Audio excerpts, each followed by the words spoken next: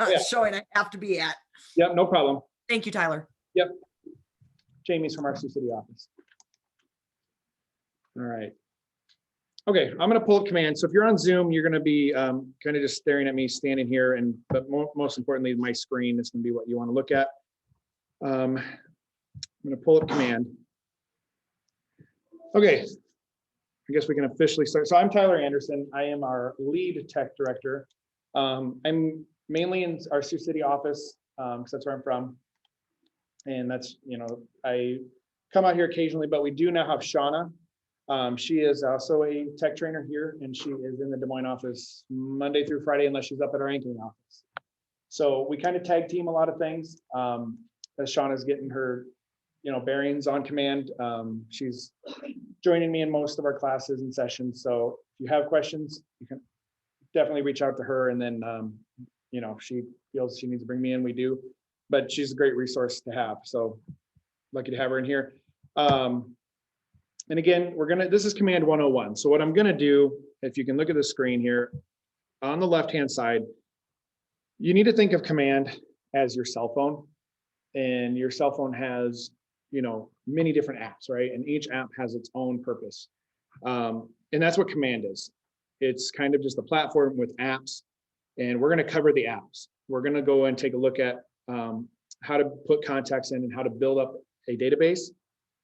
I'm gonna just briefly touch on tasks. It's a piece that's really self-explanatory. We're gonna take a good look into smart plans. I'll show you referrals. Again, that's gonna be a quick touch because it's pretty basic. And then we are gonna spend a good amount of time in opportunities. We'll take a look at campaigns. I'll show you reports. I'll show you designs. Designs is good. It really is. It's got some good pieces. Designs is buggy. They know it. They're working on stabilizing it. So I don't want to spend a lot of time in there, but it's got some great benefits. And I'll show you some things that I created using designs. That's really easy and neat. Listings, we're not even looking at, and I'll talk on some stuff in consumer. So just kind of looking at who we have in here. I'm just going to assume everybody's at the same level, and I'm going to assume that that's at a lower level. And if you know more about command than what I'm assuming, that's fine. I just want to come at it from, hey, this is my first time really looking at command. So if you have not been in command, if you're new or you just haven't been in it, this is the first step you need to do. Obviously, you need to log in. The direct website to log into command is agent.kw.com. That's the quickest and easiest way to get to the login screen. And then you'll log in with your credentials that Scott Leroy has sent you at one point or another. And then you'll come to your main screen here. And the very first thing you want to do is go up to your name in the top right and go to settings. So settings is going to bring us to this page that it shows our applications. It calls them applications, but it's basically going to be your DocuSign account, your Facebook account.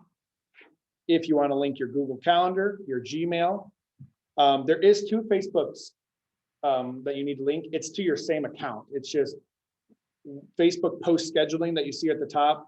That is to scheduled post on your Facebook. And then Facebook Ads Manager is if you want to run ad campaigns on command, which Carol was talking. How many did you get off of your ad campaign leads? I've done several ads and I have a total of about 85.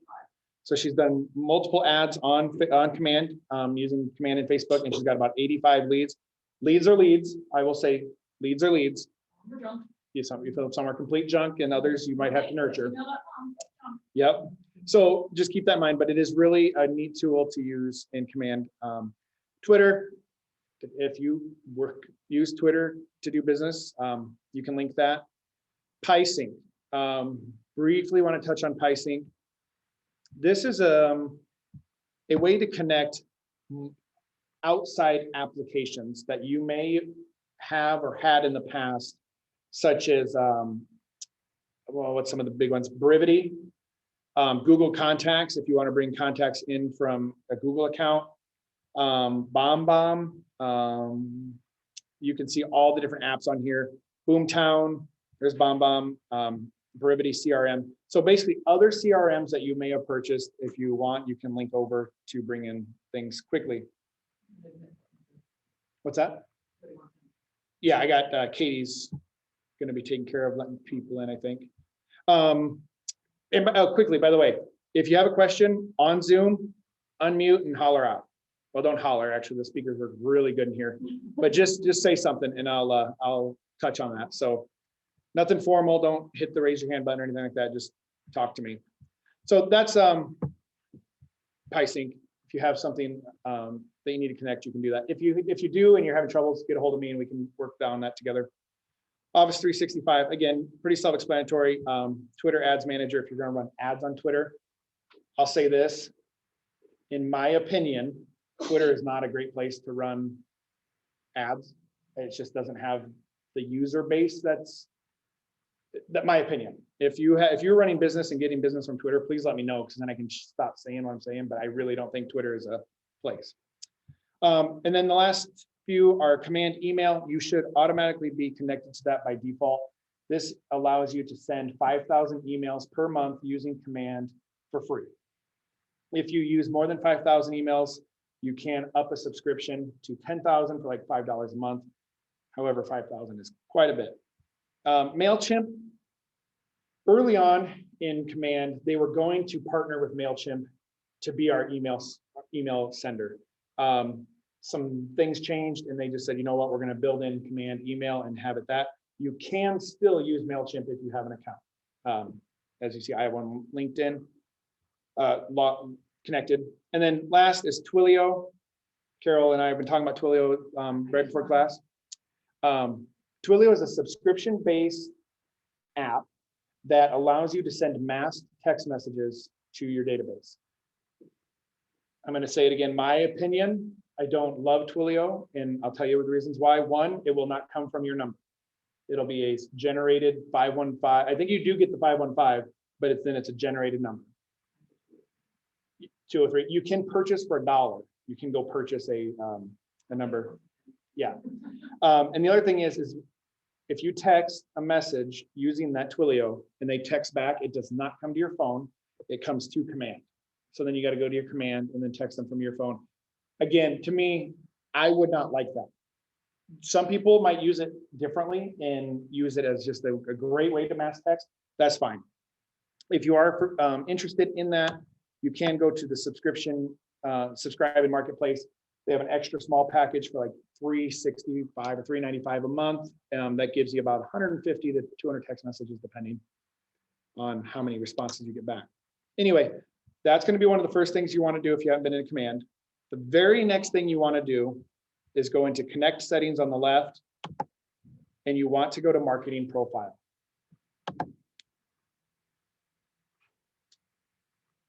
Marketing profile is everything from your photo, a team logo. If you're not on a team, I still suggest uploading something here because it will leave a blank spot on some of the auto-filled emails and stuff. If you're not on a team, simply add like KW Greater Des Moines or KW Ankeny or whatever, just to not have a blank spot. Obviously, if you are a team, go ahead and put your logo in there. And then from there, it's details about you. Obviously, name, license number, your profession, your credentials, if you have anything, a quick bio. Scrolling down, it's got your phone numbers. You do have to then upload your Market Center logo and details on your Market Center. And then a legal footer that goes at the bottom of all your pages on your website. This is something that we kind of, a group of us kind of put, just to cover our name and all that stuff. And then we did put, if you're currently working with an agent, this shall not be intended as solicitation. Kind of just covering your rear end kind of thing. What the marketing profile does is by clicking this little button up here after you've completed it, getting this little green toggle, this allows command to send out your information to your website. It allows to send out your information to your app. If you don't have this toggled, your website is going to be a generic Keller Williams, nothing about you. Your app will be generic Keller Williams, nothing about you. I will touch on our websites here in a little while. But this is something you should do right away in command. If you don't have your marketing profile set up, you can start setting that up immediately and get that done. It doesn't take very long. Okay, next Hey, I want to, Taylor, I have Yeah. a question. Yep. This is Erica from KWC Land. Right there where you are, if you scroll all the way down, it says Pixel ID and Google Analytics ID. Are we doing anything with that? that is something if you want to, it's a Google thing. Here is a learn more about, you can go to that. That's on the Google side of thing. If you are tracking your Google Analytics, meaning, I think, I could be wrong here, but I think it's like, if you want to track your Google searches and stuff like that, I think. Definitely check this out. If you want, you can click that on here. But honestly, I have not messed with either one of these. You do have a place for all your socials, by the way. And if you put your socials in here, they will appear on your website so people can click on your Facebook, your Twitter, your Instagram, YouTube, or LinkedIn. Okay. Now we're going to go to contacts, because ultimately, this is the biggest piece of command, a one-stop place where your database is. Some of you may have a database in an Excel spreadsheet. Some of you may have a database on your cell phone. Wherever you keep your database is fine, but we really, really want you to bring it into command. If you have it in a spreadsheet, what do they call them, CSV file, you can't import it by going to this import button. And then you do have to download a pre-made template. And that is because command will import it, but it needs things in specific columns to fill the correct categories out. So if you just click this word download, it'll download this template, and I'll give you an email address here, or you can email support, let me get it. It's Scott Leroy Marketing. And you can send them your spreadsheet and just say, hey, I would love this to be imported into my account, and they do that for free. It's a free service that they do. I gotta find it here because I don't want to give you guys the wrong one. So they'll put it in the proper format and stuff. Yeah, they'll format it and everything for you. Yep.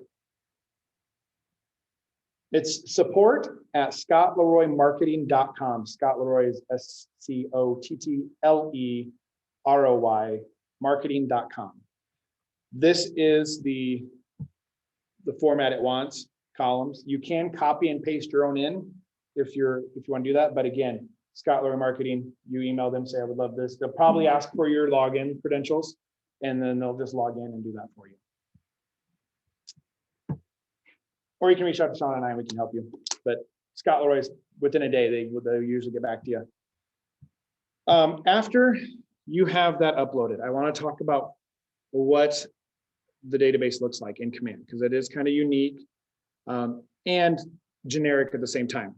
So obviously you'll have your clients on the left, and you will want to do this on the right, the show 1 through 10. You can make this show more than 10 at a time. And I definitely would tell you to do that, because then it allows you to work with more without having to click around. So let's do this. We're going to add a brand new contact. Okay, we're going to add a contact into our database, somebody you just met, so it's not in your current database of whatever you have. When you open it up, you get this add to contact, and again, it starts off pretty basic. You put in the full name, and then it wants a primary email,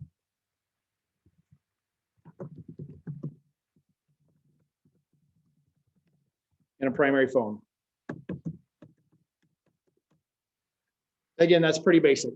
This right here then, lead source type, if you want to track where your leads come from, where this contact came from, you can. So select from list allows you to go to the lead source list, and did it come from another agent? Did it come from an allied resource, meaning maybe somebody, a plumber or an electrician or somebody you partner with? There's tons of them. Was it a call-in? Was it a circle prospecting? You can kind of see if you want to track, if it came from door knocking, if you want to track where your people came from.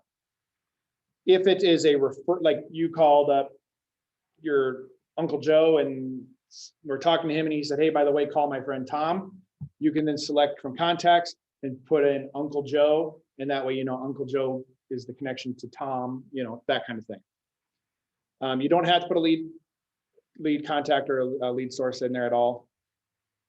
Mark as lead and add to sales pipeline.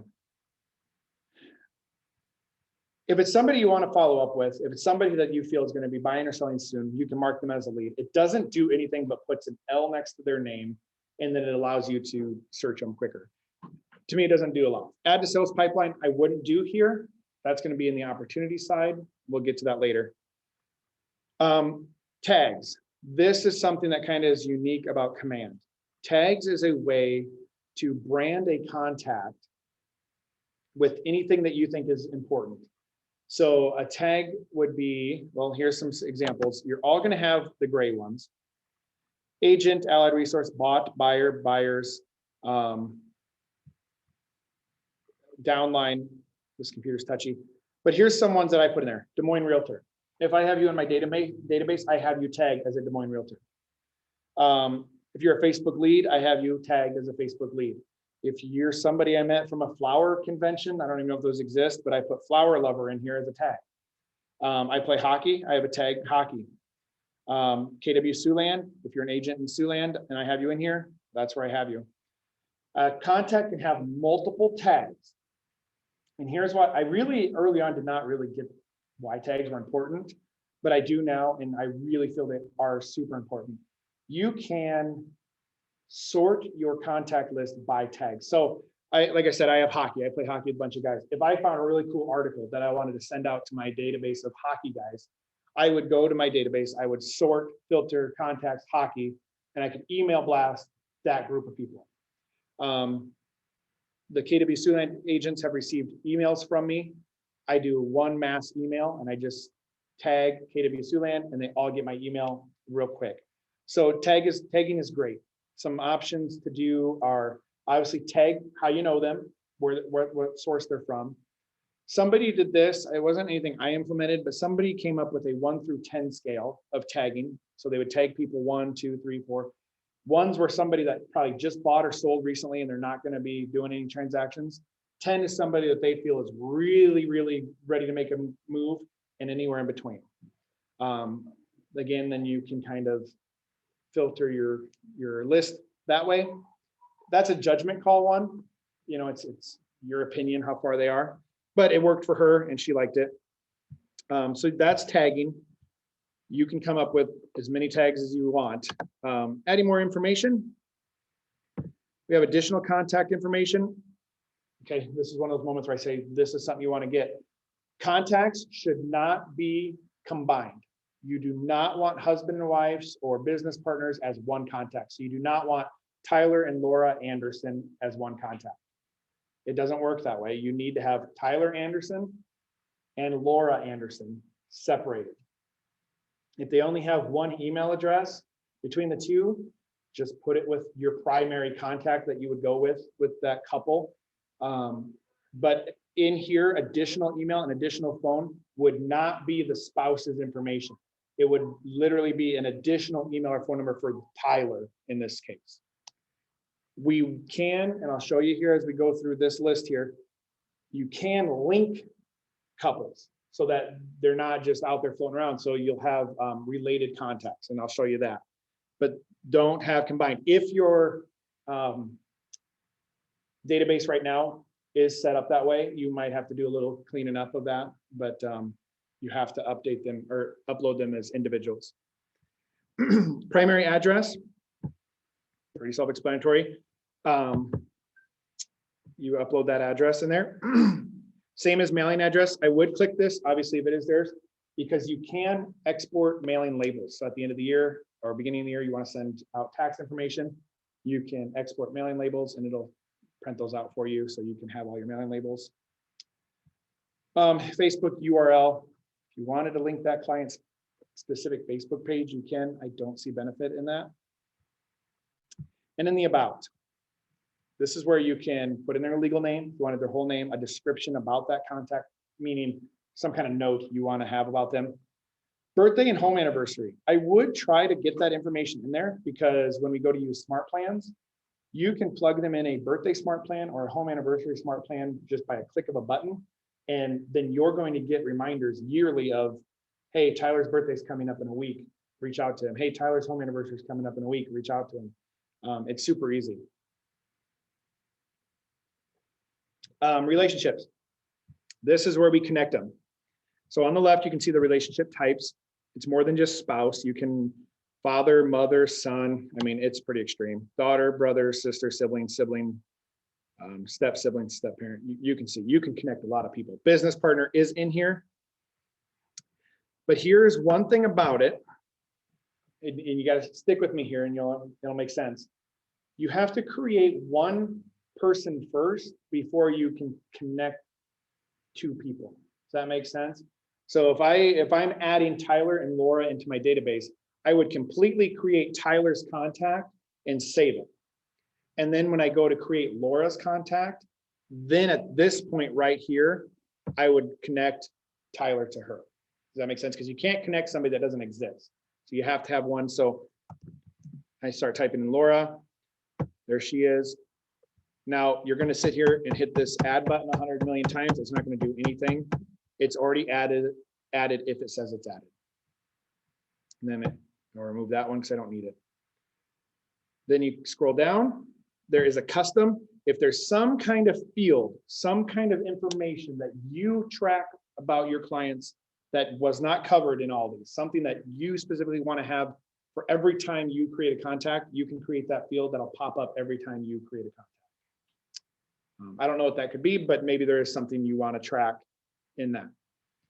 So I would hit create here and it would then create me. I already have myself created, so it would give me an error. It does not allow duplicate emails. It does not allow duplicate phone numbers. So again, when you're creating spouses, don't use that information as for the primary one because you can't duplicate it across two. Any questions on that portion? I know it was pretty basic, but there was some stuff in there. Okay, so once you have people added, obviously they go into alphabetical order. And then these columns right here, this is something that I just kind of started working with. Primary email, primary phone, tags, primary address. This is the way I like to view my database. I want to see an email first, followed by a phone number. Yours will not be like this if you have not done anything with it. You can customize columns, and that's this button here. And on the left are all the available columns of information, and on the right is the order of them. So you can just simply drag and move these boxes to fit the order. Again, I like to see email, phone, tag, address. That's what I like to see. You're probably only going to see the first four unless you really squish in those columns. But here's the thing, if I move this around and I like it and I hit apply, if I log out and log back in, it's going to reset to the beginning because I have to save it by going up here to Smart View and create Smart View. And then it says, okay, the way you have it right now, what do you want to call this? And I call this one email first because that's what it is. And then you save Smart View and make it your default. And that's going to be the way it is every time you log in. Some other things here. Again, I talked about in the top right corner, you can see here, you can export all owned contacts. So that would give you just kind of an Excel spreadsheet of all your contacts. You can export mailing labels, CSV file. That's going to be like Excel spreadsheet. Or you can export mailing labels using PDF. So if you're going to export them PDF and then you go and buy those, or whatever brand of those stickers, Avery brand, you can load in the Avery stickers into your printer, format that PDF and it'll just print right on the stickers and you can sticker your envelopes and get them sent out. So that's what that is for. Here we have filters and there's a lot of different ways you can filter. The primary one is probably going to be by tags. That's why tags is kind of important to help you sort. You can do created. That's kind of weird. Modified, again, that's a weird one. Same with last visited. You can also look up an address. You can look up an email. If you're not a team, then this one won't work because everybody should be branded to you. Actually, I take that back. Branded to me. We all have an app personalized app, you all have a website, a personalized website. If a client downloads your app and adds you as their contact, which I don't like that step, but they have to add you, they will become a contact in your database automatically, and they will be branded to you. So if I click yes, I want branded to me, and I hit apply, I think only my name's gonna pop. Okay, yeah, my name and my nephew. So these people, me twice, my wife and my nephew, they either signed up on my website or signed up with my app. And that's what that darkened L means. So, or excuse me, that's what that light check mark, L is lead. So this one, agent site connection, they all say agent site, but some could be app. One neat thing about this is I think it's this one. This one is connected to my app, right? So if you look at the left-hand side, it says Tyler Anderson, there's my email. And on the right-hand side is a timeline, an activity timeline. I want to show you something. I'm going to my app, my KW Buy and Sell app. And I am going to pull up just a random listing. Well, I'm already in the Sioux City area, so it'll be Sioux City. I am looking at 1921 South Pomegranate Street. It's 162.5. I'm gonna hit refresh. And on my timeline, today, March 25th at 1:28, I looked at 1921 South Pomegranate Street. So you will actually get insight to what your clients are looking at when using your app. Now, it doesn't give you a notification of any kind that, hey, Tyler is using his app. But if you're working with an active buyer and they say, hey, I was looking at some properties using your app, you can go in and see what properties they're looking at. And then when you click on that, it'll take you to that property's information sheet. And there's no way to set that up to where you do get an alert if they view a property? No, unfortunately not. And I will say the other downside to this is the app, when originally rolled out, they said that if they use we all have an app code, if you will. And if they said that when they download your app using your app code, it'll be personally branded to you and you'll be their agent. I think they ran into legal things with Google and with Apple that they said, no, you have to give the client a choice. So now when they download the app, it'll be a generic version of the app. I'll show the camera here in a second, but you'll see this is the app, okay? In the bottom right corner is more. They have to go into more and go to connect with agent or contact agent and then find you. Once they found you, they're branded to you, then you're there. I don't know how well this is going to work, but it's in the more section and they have to find you. Again, I don't know if it's working. This is the KW Buy and Sell app. This is the consumer's app. When you download it, it asks you to create a profile or create a login. There is no master agent login. It's nothing like you have credentials for. You have to log in as if you're a buyer or seller. So I suggest using your personal email here and you'll become a contact in your database. And then you can see what it looks like from the consumer's view. Because something I usually cover in the beginning is Keller Cloud, okay? You'll hear that term. And what is Keller Cloud? Keller Cloud is obviously a storage of information, and we have 3 branches off of it. Command, KW Buy and Sell app, and Kelly app. Kelly app is, we've talked before class, she's alive but not well. And if you go to the answers page, they actually are very transparent about it. Kelly is functioning, but if you have issues, they are not spending any resources to fix it because they're actually working towards a replacement app. So she is in the condition she is in, and it's life support condition, because I don't see a benefit to Kelly right now.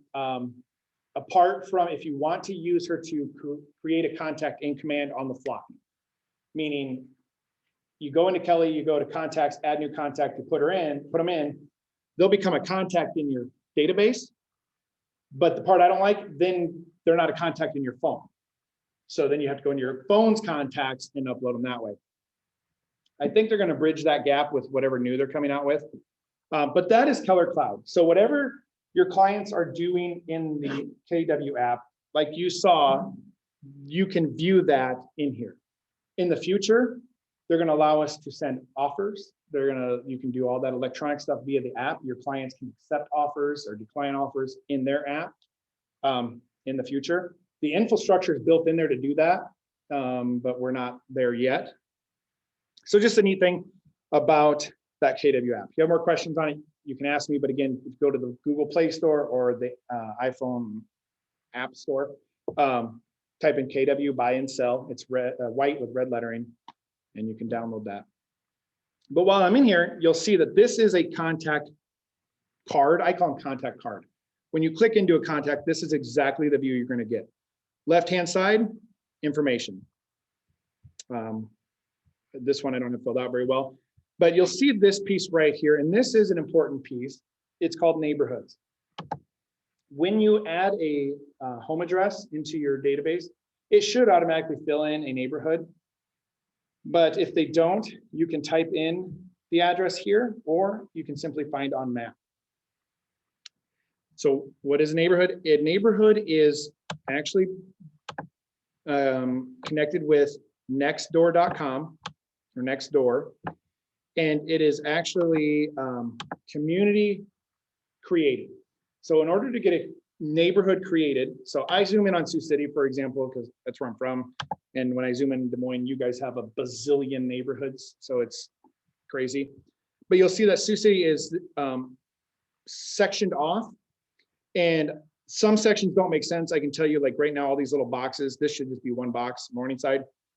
But if I have a client, and we have a smart plan for this, it's getting a little TLC right now, but if I have a client that's in Bacon Creek area, and they want to sell their house in Bacon Creek, and they want to move to Sergeant Bluff, they may say to you, what are houses being sold for in the Bacon Creek area? And how much are houses being sold for in Sergeant Bluff? Because I want to know. You can connect them to both neighborhoods, put them on a monthly or biweekly mailer. That's part of our smart plan. Again, Des Moines, you literally are the only one that's a problem child with this smart plan. They're fixing it.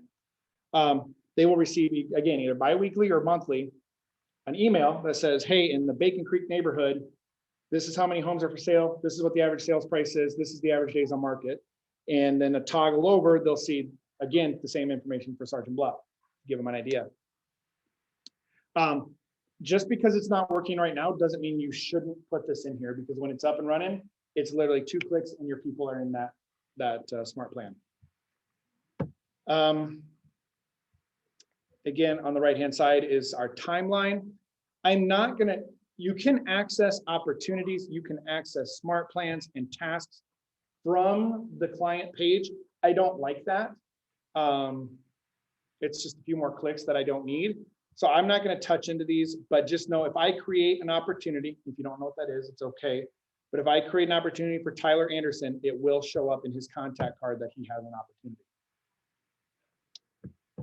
Okay. That is kind of my overall on contacts. Oh, this is new, so I forgot about this one. Let's say you got a smart plan and you want to add a lot of people to your smart plan all at once. Or you have a bunch of people in your database that you've already added and you didn't know about the tagging system, and now you want to tag them. You can go and start selecting, let's say all these people with Bs, I'm going to tag, I want to tag them, tag B, so that if I'm pulling up my that call list that we get, you're supposed to contact all these letters today, and that thing. I select these people. Up here, I have this select bulk action. I can add a note. The note would go to every single one of the ones I have connected or clicked. I can archive them all. If I have Twilio, I could send a bulk text. Here's my adding bulk tags. Here's an add to email list. So if I wanted all these specific people I clicked to be on a specific email list, I could add them to it. Make a copy and share. If you wanted to share a contact, this might make sense. Hey, I got so-and-so, I don't have time to work with them. Would you mind taking the referral? Sure. Hey, I'll make a copy of their contact information and send it to you in command. Make a copy and share it. It copies the contact as it is in your database, and it shares as is to the next person. And if they modify it in their database, that's out of your control. It's theirs now. Don't give your contacts away unless you mean to, that's, don't copy and share to just anybody. Hey, Taylor, I have Marcus- a question Yeah. for you. Let's say I do start putting in my contact information to the people that I talk to, whether they're ready or not ready. Is there any way that after I put all my contacts in there that I could, let's say, review, okay, who did I talk to in the month of February? Would it pull that list out, or? Because I'm more of a visual person, I need to see who I talked to maybe to do another touch base with them, or I have people who won't be ready until 6 months later.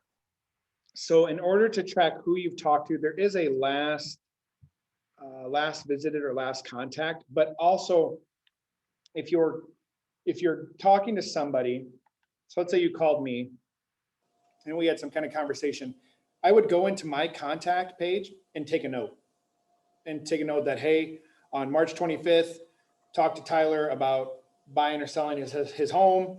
And he stated he's about 2 to 3 months out. And then I would create a task reminder that says, hey, reach out to Tyler in 2 months. And then maybe a note of that is we talked on March 25th.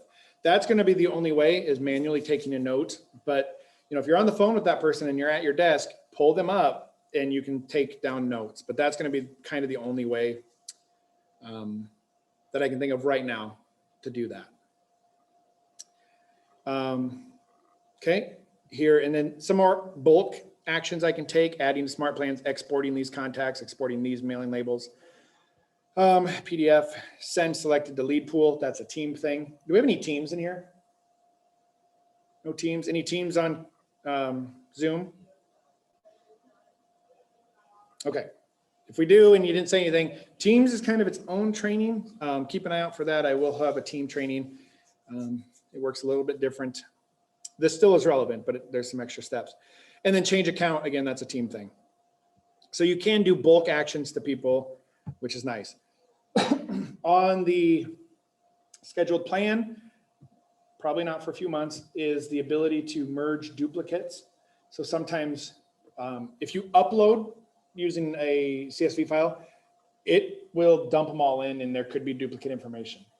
As of right now, you kind of have to find the one that's most filled out and then fill it out completely and then delete the other one. Coming soon, there will be a merge contact thing that allows us to merge them together. But that is contacts. Again, if you're new or you're new to command or whatever, especially for new agents, and I don't know how many new agents we have, but I say that this should be your first 2 to 3 hours every single day until this is completely 100%, because this is your business. You will come, I cannot think of the acronym, but there is a schedule out there that you can pull, and it says the first week of April, call everybody that has the last name that starts with A and R. And so that day you pull up everybody that has A's and you pull up everybody that has R's, and that's who you're calling today. Then I think the following day you text that, and then you wait a day, and then I think you call again. There's a schedule out there. And when I was an agent and I was new, I remember coming to work ready to go, getting there, sitting at the office desk and going, what now? I didn't have anything to do. Now I would say, start calling your database. Another note on this, if you don't have a database in a CSV file or anywhere but your phone, you have to, and you will have to manually add them. When you're adding that person, call that person, make a touch. And at the end of it say, or at the beginning say, hey, I am updating my contact list. By the way, I'm new to the business. So is this number right? Is this email right? Okay, any more information? Oh, by the way, have you thought about buying or selling? No, you haven't. Do you know anybody? And if somebody, it's somebody from your sphere, they want to help you. They don't want to see you fail. They could be like, oh, I know of Tim down the street. Okay, do you have anything, Tim's phone number? Yeah, I can.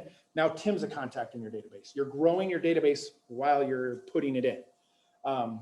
That's just my tip. Again, take it for what it's worth, but. Hey, Zoom? Tyler. Yeah. Yep, this is Jen. I have a question, and if it's dumb, I'm sorry. I'm brand new, just starting. Yep. So I don't have a database in an Excel sheet or anything. I just kind of have been brainstorming a list. Should I just start entering them manually into command versus? Yep, because it seems like double the work if you're gonna add them into a CSV file or some other place and then have to bring them over anyway. I would add them directly into the database because then you're gonna do, it is gonna take a little bit of extra time, but you can get really specific about the tags you wanna place on that person. And it just, at the end of it, your database is going to be best filled out that way. Does that Okay. make sense? Yes, Okay. thank you. Yep. All right, so that is the, again, command is your cell phone, and we just covered the contacts app. And I'm gonna say this probably 3 or 4 more times, you have to get into command to learn command. I can teach 3 hours today, 3 hours tomorrow, 3 hours the next day. You're not gonna get the same out of 100 hours of teaching that you are of getting in yourself. Maria came up to today and she said, hey, I'm working in command. I'm having this problem, I'm stuck. We were able to fix it and get her over that hurdle. She would have never known that issue unless she was working in it. She would have, and that's what I say, get into it, get stuck, reach out to Shauna and I will get you over that hurdle and then you keep going. You have to be hands-on. So we're gonna move on from context as long as we don't have any questions. Okay, I'm gonna touch on tasks briefly. Again, it's pretty self-explanatory. You come in here, you create a new task. It can be anything from calling somebody, texting somebody. You just enter the name of the task.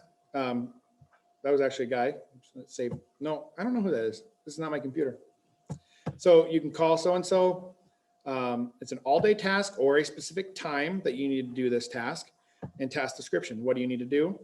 Add a hyperlink if there was some sort of website you wanted to go to with this.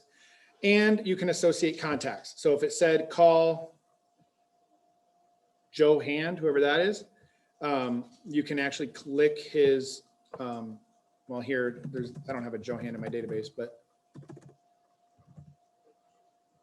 I can now add myself in here, associate contacts.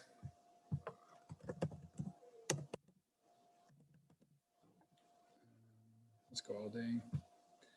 For tomorrow. Let's do it for today, so that way you can see it. Create task. It'll be under this task section. It should also be on your home page when you log in.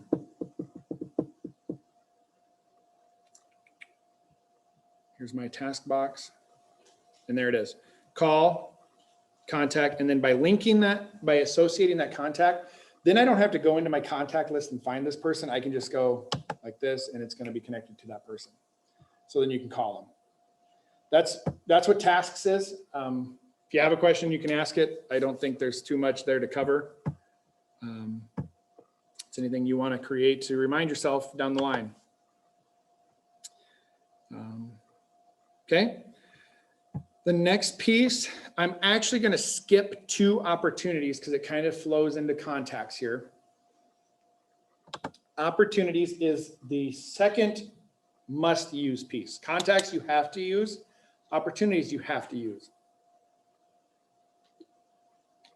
Here is the opportunities page, what it looks like when you come in. The green bar is listings. The red or orange is buyers. We do have leases if you work with leases, the purple bar. If you don't work with leases, this is a great place to put people that you are potentially trying to recruit as an agent. That we can utilize that bar. Otherwise, just leave it blank. It will keep track kind of your balance between listing and buyers. If you want to know if you're listing heavy or buyer heavy. And then it does track your opportunities through the month of the year. And then at the bottom, it shows you how many closings you have that month based on what you put in there. So you're saying, okay, well, what is this? To me, this makes sense to me, and I don't know if it does anybody else. This is a virtual whiteboard. And what I mean by that is walk around the office here or Sioux City or Ankeny, whatever, and you'll see whiteboards on the wall and you'll see usually columns, right? Active listings under one, active buyers under another, and then maybe a big bulk list of potential listings and buyers that they're watching. That's what this is. So you'll notice we have, I call them buckets, and they're the same for buyers and listings. So I'm just going to stay in the listing one, but just know it is the same for buyer side. We have 5 buckets: cultivate, appointment, active, under contract, and closed. Those are called, again, I call them buckets. They're also called the phases. So if you look at a transaction from a broad scope, right? What is a transaction? Well, first you get a contact and you cultivate them. Then you get an appointment with them. Then they go active, you go under contract, and you close the deal, right? That is what this is. But if you click into cultivate, it kind of narrows in that scope a little bit, and it says, okay, you have your cultivate here, but we also have people that are in the watch column, the nurture, and the hot. Now you cannot modify cultivate, appointment, active, under contract, and close. Those are the way they are. KWR, I put them in there. These columns underneath, you can delete these, you can add your own, you can create your own steps and processes that you do. If watch, nurture, hot doesn't fit the way you kind of cultivate your people, go to these edit stages. You can take them out, you can rearrange them, you can add new stage.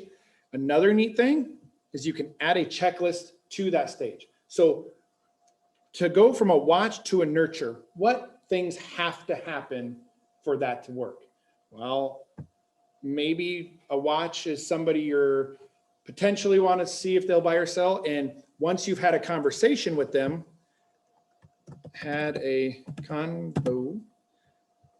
save.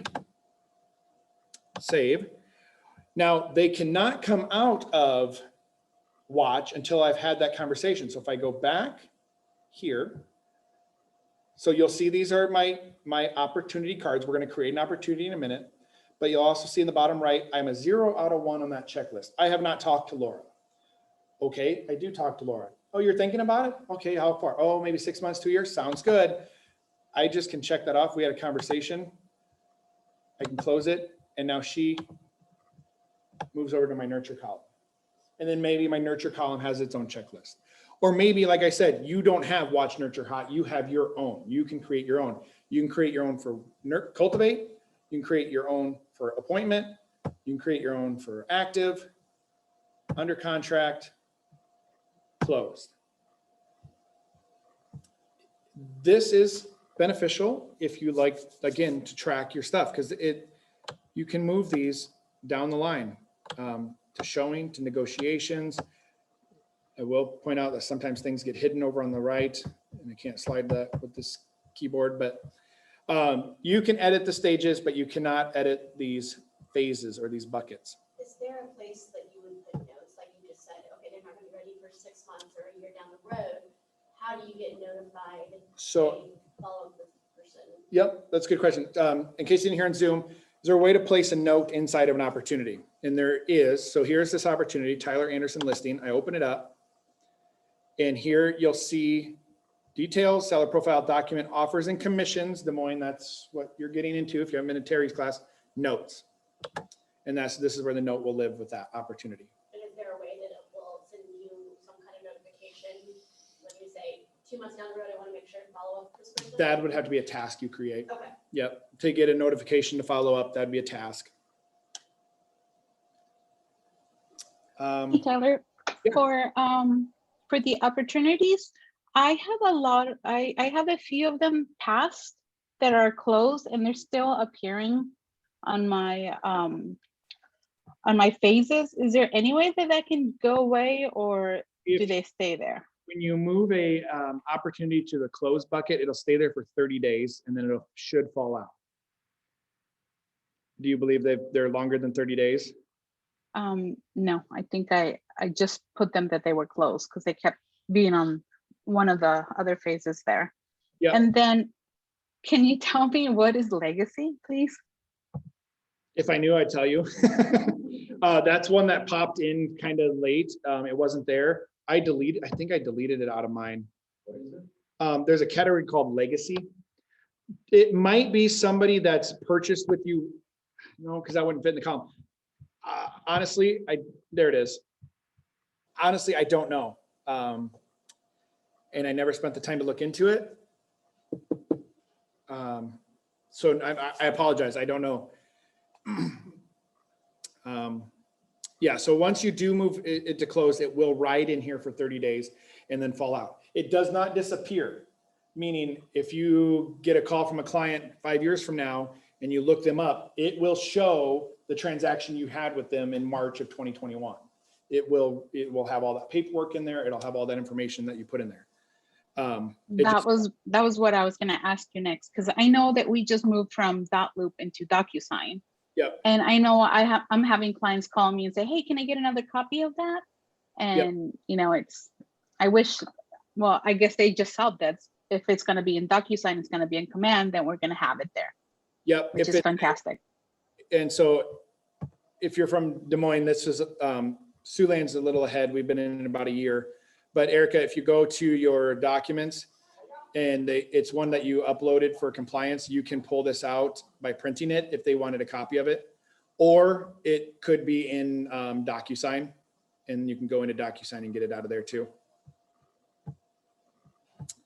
Jim, in the opportunities, like each, like I'm in the under contract tab, it's like escrow 90%, inspections 90%. What are those percentages? Those percentages are, so you look at the right-hand side, GCI. That is based off of those percentages that are in those columns, and those percentages were put out there by KW saying that is the percent of, so in Cultivate, I changed the number here. It's not 15%. I think yours is like 5. It's saying 5% of the people I have in my watch column are going to close. Then as they move on, that percentage gets higher. So then GCI, you have your potential and your probable. Potential means everything I have uploaded in there, I have a potential of making 24,450.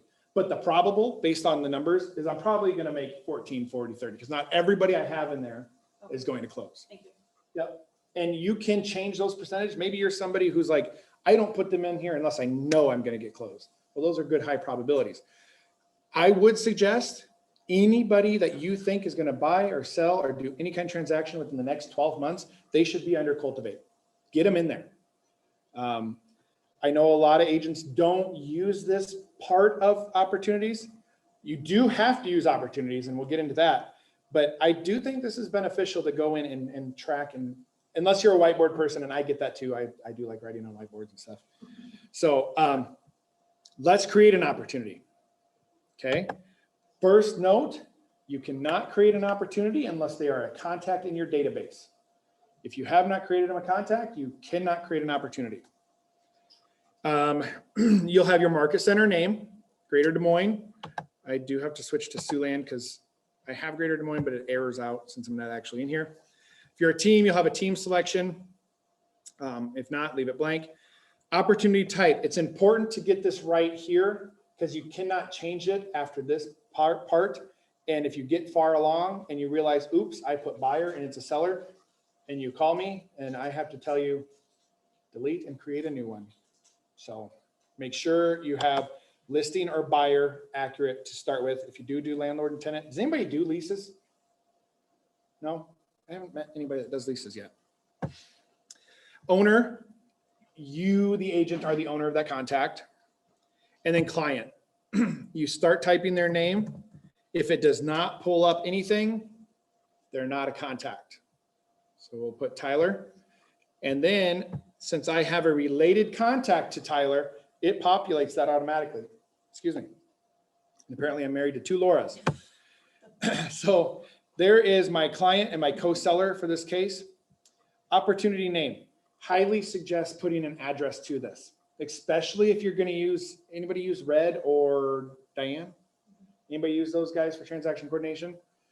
They will kick you if you don't have an address, because it becomes very difficult to find those opportunities. If you say, hey, here's my paperwork for this listing at 123 Main Street, and you have it 123 Main Street, they go in opportunity search by address, 123 Main Street, and it pulls up.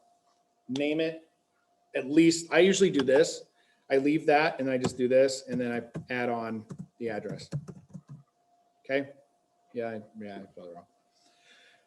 Custom tags in opportunities, a lot like tagging your contacts. That's what this is. However, my suggestion and what they say to do, This is a great place to put where you got this business. If you sponsor a team, if you go to a group, like, what is the thing the cities have? Membership. Chamber of Commerce, yes. If you have a group out of the chamber that you work with, you can put that in here and it could be on the fly. So let's say I sponsored a T-ball team. So I could put, and then I just hit create. And at the end of the year, I can go back and pull all my tagged opportunities, T-ball team, and I can go, okay, well, I spent $500 to sponsor the team and I got 4 transactions. That's well worth it. I'll do it again. Maybe you don't do it for the business. Maybe your kid's on it, whatever. Maybe you do something to get the business and you pull it up and you're like, I got no deals out of what I spent my time and money on this year. I'm going to reevaluate if I do that next year. That's what I would use for the custom tags for this. Estimated close date. If you know it, great, put it in. If you don't, leave it blank. It's fine. Same with the estimated list price. It's just an estimation that will factor into your potential and probable income if you're going to track that. So you want to kind of get that right. Note time, commission rate. This is not the overall commission. This is your portion of the commission. If you're taking a listing at 7% and you're going to split it 50-50, 3.5. Okay. If you're taking it at 6, 3, or if you're not splitting 50, whatever your commission is, we're not supposed to talk commission, but I'm just talking in general. This is your portion take home. This factors into that offers and commissions tab you have to fill out. That's taking over green sheets. So make sure you get it right here because that's the way that it splits. So we'll say it's 3%. Tyler, before I believe it used to let you do the amount. And I don't think it's letting me do that anymore. Did we switched or something? You maybe can do the amount in the commissions. Email me, I'll talk to you about that and we'll see what's going on. But right here, you have to do the commission rate. I think when you do your commission sheet, you can change a percent to amount, but email me to remind me. Okay. And then here are the phases and stages. Not a super important note, but kind of something to know. If you're not going to use the columns, like I showed moving, you're just like, no, dude, that's not my thing. Always default active. Just put it in active, even if it's not. Because if you're not using that system, you're probably only putting the people in here that you're ready to close deals with. Put them in active. It helps the office find the compliance paperwork easier. So just put it in active. Don't worry about the stage. Just put the phase in active. Any questions about this portion right here? I'm going to hit create. And we're going to go look at it. But anything about creating this opportunity? Okay. I'm going to hit create. And it's going to take us into what I call it's called the opportunity page. You know what opportunity you're in based off of the title on the upper left. So you know that you are in Tyler Anderson listing 123 Main Street. If it's an active listing, add that. Go to select from listings. This will be the #1 question you're going to get, Shauna. My listing's not showing up. This right here, show only my listings. I'll tell you what, these are 2 of my listings from like 2 years ago, 2018, 2019. They shouldn't even be showing up there. They've been sold. So you'll have listings that don't show up at all. Go to all listings and search the address and it'll pop up. So if this was my listing right here, I would select. Now up in the top left, that listing rides with that opportunity and it fills it in my property description in there for me. Okay. Now what we're doing is we're looking at the details page of this opportunity. See, we're under this details tab. I call them tabs. We can edit some things if we messed it up. You can edit the commission rate. The thing again, remember it was a note I told you to take. You cannot edit the fact that it's a listing or the fact that it's a buyer. Once you've hit create, it's stuck there. So that's the only thing you can't edit. I'm not going to get in details about this yet. Des Moines next month, get ready for boot camp. This is going to be the new compliance page. Think .loop, think those templates of, you have to have your paperwork in here. That's going to be where this is at. You'll go to pick checklist type, You guys will just have residential. This is going to be where your paperwork has to be in order to be submitted to MC for compliance. This is the compliance piece. We're not there yet for Des Moines. My Sioux City people, you shouldn't have questions on this. We've been doing it about a year, so I'm going to keep going. If you do, call me and we'll get together. But know that this will be next month's training pretty heavily, because word is DocuSign is saying all our forms should be in by Monday or Tuesday of next week. We're hoping. No one's holding their breath. No, yeah, but at least they're telling us something. I talked to Terry this morning. She was talking to them. Sounds like the paperwork is getting put in there, so we should be good. A note, this is kind of off topic, but I'm going to say it a lot of times. I want us to get, when we do make the switch to DocuSign, if you're not, that's fine. But when we do, you will never need to access www.docusign.com. You will always go through Command, because Command and DocuSign are linked. You'll even see that little chain link next to start a transaction. The exception is if you're on the fly and you need to pull out a purchase agreement or some form, you can go to your DocuSign account and pull that form out. But if you're going to be actively working on they call them rooms instead of loops, you want to go through Command. Again, I'll say that a million times, but the more I can say it, the better. The piece you guys are doing starting in 6 days, because there's 31 days in the month, is this offers and commissions. So everything we've done so far, we've created a contact, we created that opportunity. You're going to have to do that starting in April. If you use transaction coordination, you're probably going to get off a little easy, but I still would like you to know how to do it. So I created the contact, Tyler Anderson. I put in his listing up there with him. I created his opportunity. I go to this offers and commissions tab. I go to this add a new offer. I name it. If it's your listing, I suggest naming it the name of the agent bringing the offer to you. If it's your buyer, I suggest naming it the name of the house you're offering on. Seems that works for me, especially in a multiple offer situation. If you just get one, you can leave it initial offer because you know it's accepted. You can just, it doesn't matter. But if you're getting multiple offers and you want to keep them sorted, you can do that. So there's technically 4, but we're going to only do 3 pieces of creating this offer. The first one, super easy. Again, what is the name? When was the offer date? When was the contract signed? So that is the date the agreement is done. And close date, when does the property close? Okay, that's step 1 of 3. So we're doing good. Parties is the next one. It'll autofill your seller. So it autofilled Tyler Anderson. It'll autofill you, the agent, your representation on the right. You do need a name of the other client. Just look on the purchase agreement and pull the last name. Please do not try to get their email or phone number or anything like that, because that other agent will not be happy with you. And then just put that other agent's name in here. This is for in-house purposes. It doesn't actually go anywhere, but it just does recommend it. And then the last piece is terms. If you've been in Terry's class, you've seen this, but the part here is cash or finance. Honestly, unless you have a multiple offer situation you want to compare, but it doesn't matter as long as the sales price represents the actual sales price, because that's what your commission is based off of, what that sales price says. So we have a $200,000 property. That's the sales price. Earnest money is a percentage or an amount. I don't know anybody that goes off of percentages. Maybe you guys do. I don't. Usually it's like 500,000, 2,000, whatever. We do not have option fees. We do not have termination option. Seller costs. The first one, seller will contribute 0 to residential service contract. Are they offering a home warranty? Are they giving a appliance allowance? You know, and then the last one, seller will contribute blank to settlement cost. This does not factor in anywhere other than if you're trying to compare multiple offers. So if it's a single offer and you know it's accepted, don't worry about this. Again, it's just because what you can do, let me just show you briefly, because this is kind of cool. A multiple offer situation. Okay, they're giving 2,000 to closing costs.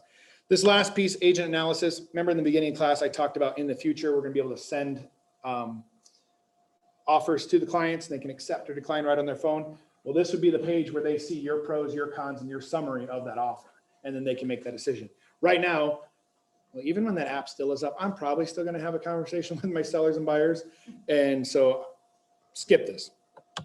Okay, it's gonna show this offer. Tyler, Yeah, sorry to interrupt. no, go ahead. Do you have a handout that goes through this and tells us which things to disregard? Yep. Terry actually created one. We can maybe get you a copy of that packet. She worked really hard and created a really great packet on this process. Yeah, I may have, is that, did I get that in commissions in mail? Was that the class? I got a packet in that one. Was it- Is it all- That should be that. Yep. So it's She, all in- this is all in there. Yep. Perfect. Yep. She highlights the important pieces. One thing that you probably didn't get, because it really didn't matter.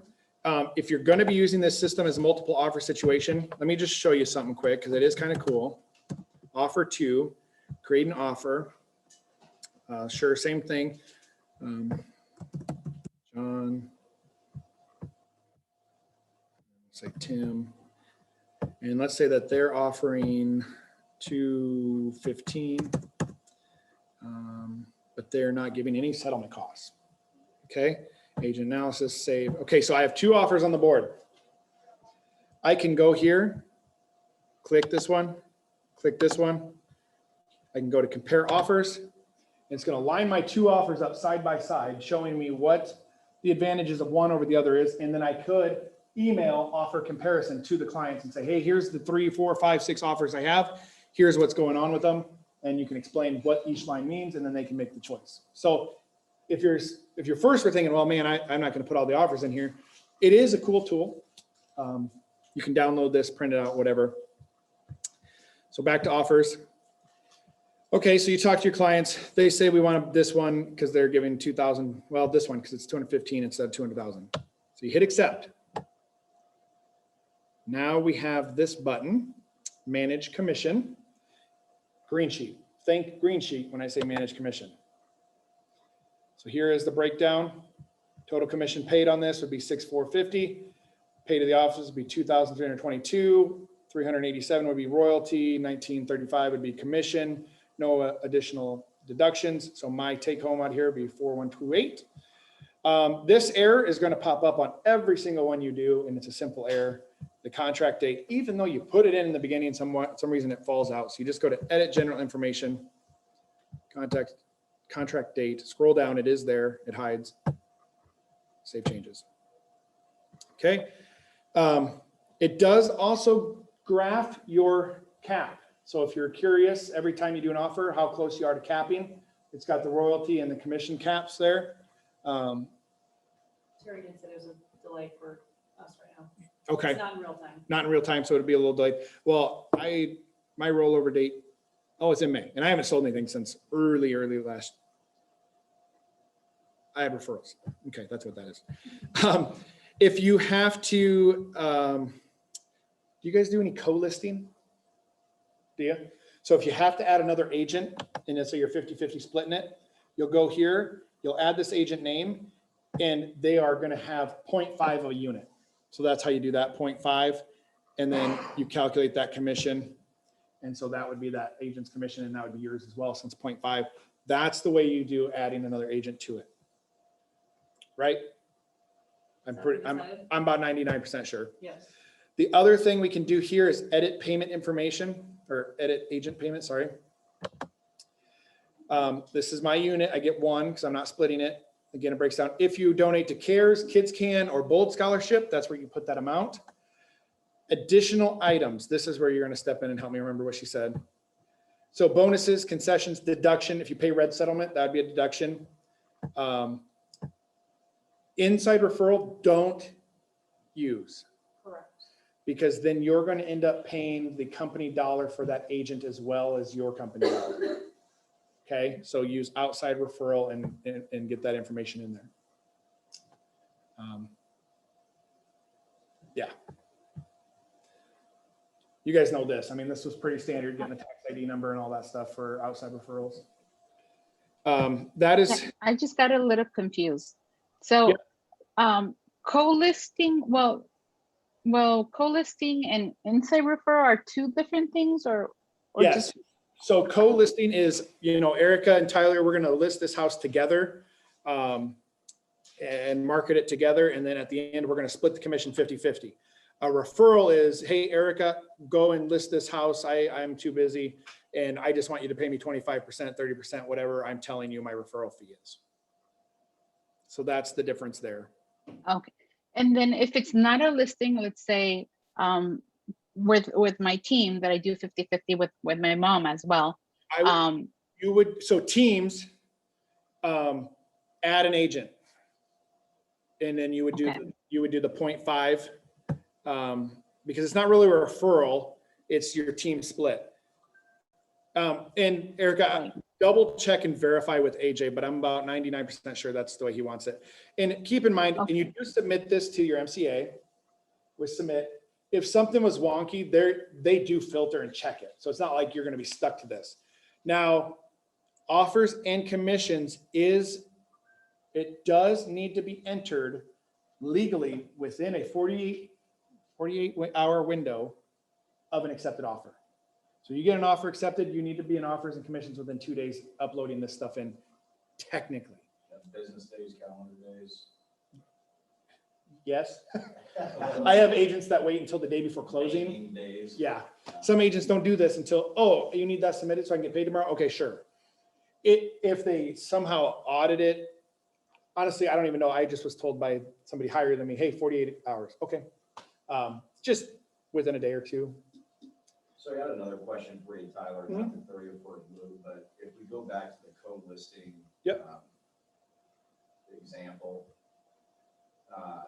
and, that was with the assumption, because I think there are cases out there where you could be co-listing with somebody, except for you're not going to be splitting it 50-50, maybe you're doing a 60-40 or a 70-30 or whatever. Yep. Is there a way, as opposed to just, so what the units The units are the percentage. equals the percent? Okay. Yep. So if you were taking 60 and the other one was getting 40, 0.6. it'd be 0.4 for that other agent. Yep. And then you would get the leftover. Yep, that's the way that works. And then, yeah, because then it calculates that based off of that. So, yep. That's how that works. Okay. And Yep. So, No, go ahead. sorry, my wheels are turning. No, that's good. Good. Are you doing, does the other agent, I mean, if we're turning in the sale through this, does the other agent have to do this as well? Yep. They need to also have an opportunity created. And So I just did a transaction with another KW agent, and in green sheets, we would put both of them on. As the listing agent, I would put both of us on there. Yeah. Through this new process in Command, I do mine and she does hers. yeah. And so, So that, I mean, that's different. I'm new at KW, Yeah. so I don't know about green sheets. I don't have a frame of reference on that. However, co-listings isn't the same thing as, doing a deal. referral. So, Yeah, so what they would do is just, they would flip this portion. They would do everything you did up to this, and then on the ad agent, they would add you at 60% if that was the split, and then they would take the 40, so. They Yep. would have to do their own opportunity for if it's like, because you, is it Amanda, you Yeah. are co-listing? that's where that's what I'm thinking is, I mean, it almost feels like you're doubling up on work. I believe if you look at that packet, it says that each person needs to do an opportunity. Let me double check on that. Let me go check with Terry now. Yeah, I think there is a portion that says in there. Yeah, and I was just gonna say, I think we can take about a 10-minute break, bathroom, drinks, whatever, and we'll get the information on that question. Zoom, you good with that? Oh, go ahead. That's something just, crucial to know that if we both have to do it. Right. Or not. Erica, are you still here? Yep. Have you run into that with your team? Do you just do the opportunity and then add agent, or how do you guys do your splits for your team? So right now, I guess where I'm having a difficult time is with the buyer side, because we don't have any co-listings right now. So I haven't run into that problem that was mentioned there. So with the buyer side, do you just run the buyer through yours and then your mom doesn't do it? That's what I was gonna ask you, because she does her own paperwork, and I was wondering, okay, because before, once upon a time, we used to do the green sheets, Yeah. and that's where I would enter that split. But now with command, that's where I'm a little bit lost. So I usually just email AJ, say, hey, I got a split on that commission check that is coming out or something like that. But, AJ, there's a formal way to do it. Alicia. Yeah, and I'll talk to Alicia too on how she wants to handle that. Now, so to give you a little bit of reference, Command was built, and after it was built, they realized, hey, we didn't really plug in any team functionality to this. So they're kind of adding the team functionality in. And But it sounds like team and co-list. are co-listing pretty agents are similar. Pretty much the same. Yeah, Will yeah. be treated the same. Yeah, because basically it's not a referral.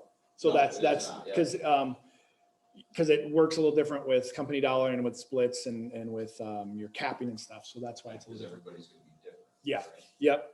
So let's get back, let's see, 217, let's get back at 224. So an in-house transaction, you both do one too. Yeah, yeah. So DocuSign next month, huh? Yeah, we'll do the training.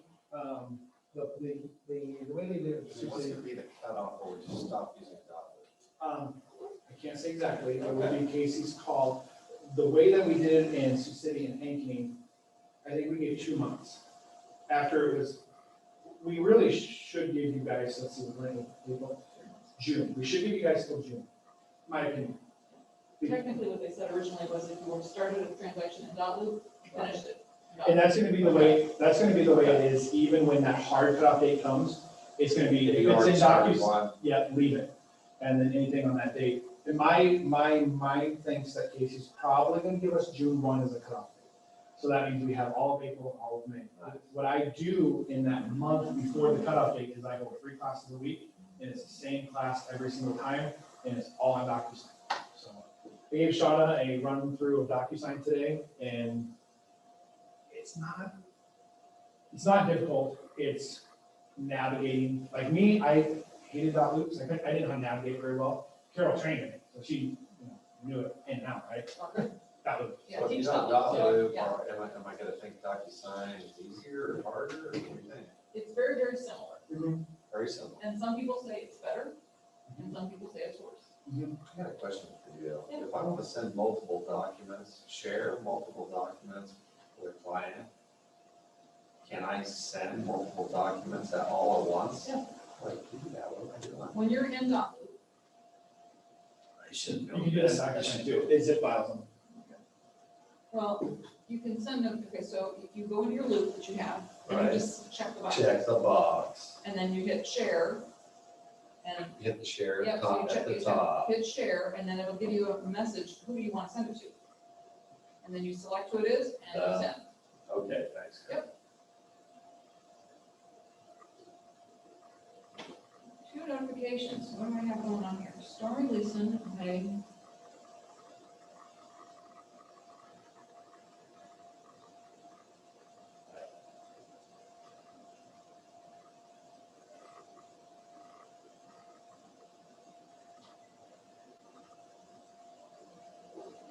Vincent on that business, okay, that's fine.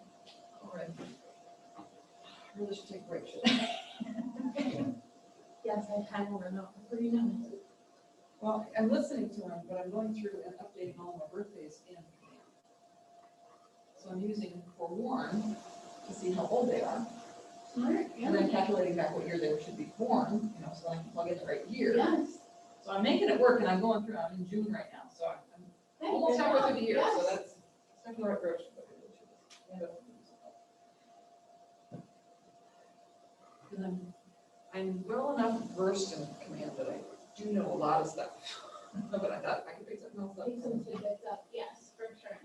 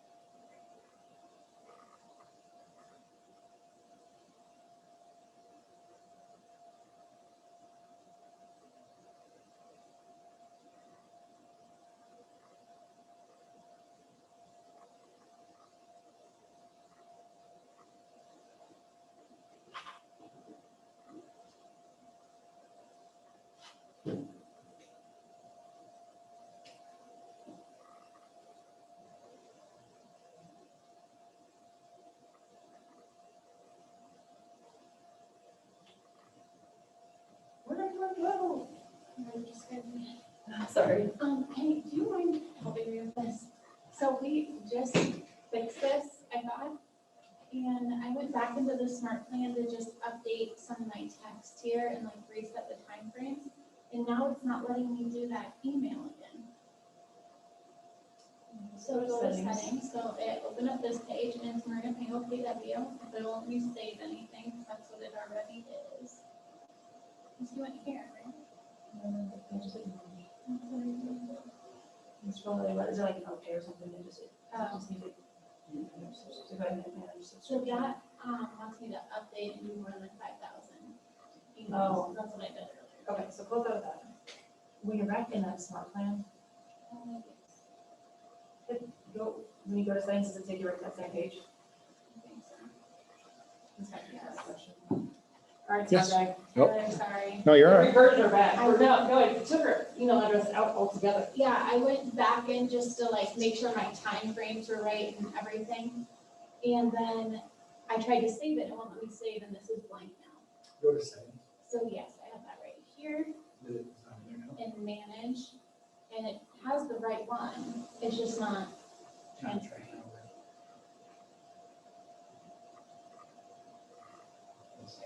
Yep.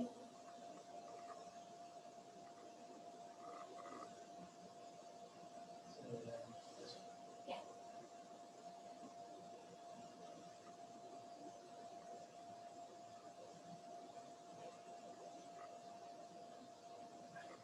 That's it. So it works. Don't ask why. Okay, like the unplug, replug. Yeah, you know, I don't Did know, you read what they say?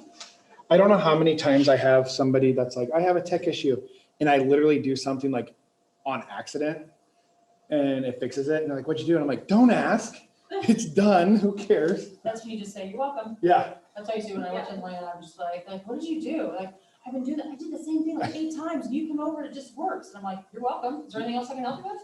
yeah, I did get clarity for you. What's that? I did get clarity for you. So if you guys are on the same side of the transaction, only whoever's creating the opportunity would fill that out. And that's all. You don't need to have two Oh. on the same side. Perfect. So because the way you just said same side, Yeah. that just clicked in, That, that that, was, like- yeah. that makes you and sense. Amanda are It just seems totally- redundant if both of us I- have to put it in. I was, well, yeah, if you have an in-house transaction with a buyer and a seller, then you, yeah, So I don't he's know why I would co-listing think- with Amanda, let's say they do 50-50.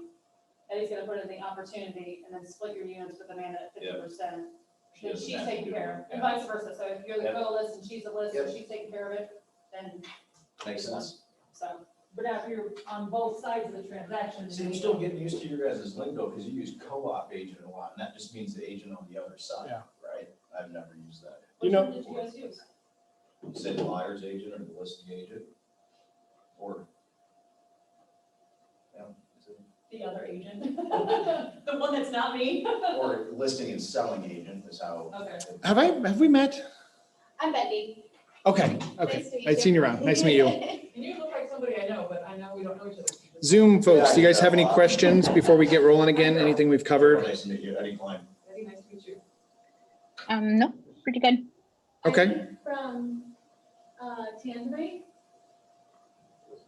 Maria Pango.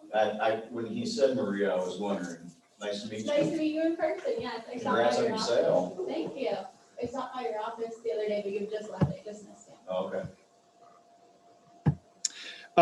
Really quick, we are covering a lot today. And like I said in the beginning, I don't expect you guys to like walk out and go, yep, I'm gonna get an A+ on the test. There is no test, but there's gonna be things you forget, things you remember.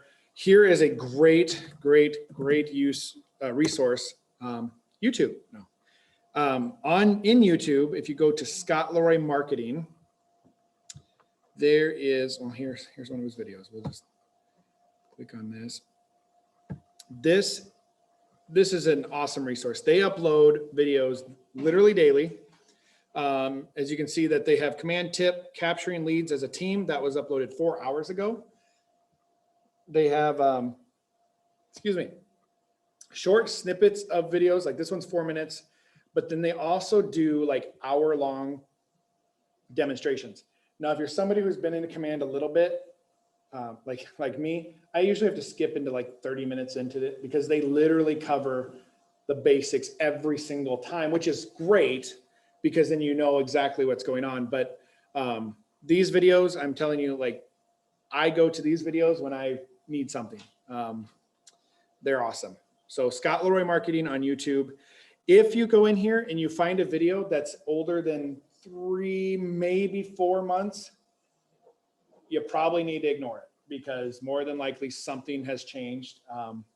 There's a few things that would probably still be okay. 2 months is okay. But just know we kind of went through a really big overhaul between end of summer to the new year of last year. So anything over 6 to 7, anything a year old is done. If you guys do the, I don't know if they even promote this anymore, the Marty Miller 66-day challenge, command challenge. Those are outdated. They're great to go do them, but they're very outdated. There's Marty Miller. No, Marty Miller is a KW agent. Here's his challenges a year ago. I take that back. If you're a team, he does have one from just a few months ago for a team. So Erica, if you want, there's some team stuff. He just released the last one That out. 3 weeks ago. Okay. Oop, I don't want to watch this. Hey, I have a question just Yeah. off from what you're talking about. I know you say you didn't want to go into designs.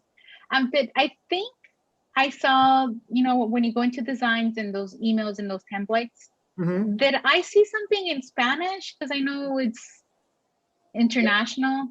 I did see some Spanish stuff. I don't remember how I got to it. But it is in designs and it is email template. Is there any way to look specifically for Spanish or no, or just kind of browse them? Just kind of browse, and there's not a ton of templates. I think there's like 60, and that you can scroll through them Okay. pretty quick. Okay. Let's jump Okay. into designs. I want kind of get back into it. I want to just touch into designs briefly. Designs works. I'm going to start with that. Designs works. It's not fully ironed out. Has anybody heard of Canva? Canva's great. Yep. Canva is super great. Canva costs money, $5 a month. I know it's not much, but $5 is $5. This is free because it's command. And another thing that Canva doesn't have, and this is my favorite thing to show off. So I created this video for Beaverdale. I don't even know where that's at. You guys do. September 11th, 2020. Last year, I created this video. And I want to show you what that looks like. I shouldn't have downloaded it. I should have just created a new one. Hang on, we'll create a new one. So I'm gonna go to, I went to designs, left-hand side. Remember that designs is its own app. And then we have designs for email, designs for social posts, designs for print. I'm looking at the top there, and designs for video. I'm in video. I go to the plus sign. I wanna create a new video. Next. And I need to search a neighborhood. You have to know the name of the neighborhood. Most are something you wouldn't think of, but you can type in the town. I live in Sergeant, or I live outside of Sergeant Bluff. I went to school there, and I know that that neighborhood is called Port Neal. I search that. There is Sergeant Bluff. I click next. These videos are great to use on a Facebook post, and so on. This is, again, it says Port Neal, but I need to change it to Sergeant. I don't know where the stats come from. I don't know. Just look at them, make sure that they're not super off. The main thing is really, this is to drive engagement on social media. You know, if somebody's going to hold you to the numbers, again, if you're way off, then that's not good. But looking at this, 284,000 in Sergeant Bluff, that's pretty average. And yes, everywhere home prices are on the rise. Square footage, I would also say, is on the rise, I guess. Average days on market, don't be fooled. We have a lot of lots there, so that's why it's 324. You can choose different neighborhood features. I chose farm culture, historic, and organized sports. It's going to pull from your marketing profile. Use my phone number though. And it'll pull, this is pulling from your marketing profile. So that's why I started with that. Make sure you have that done because all this stuff is going to pull. Then I just hit next. and it's going to generate this cute little video that I can share on Facebook or Twitter or send an email.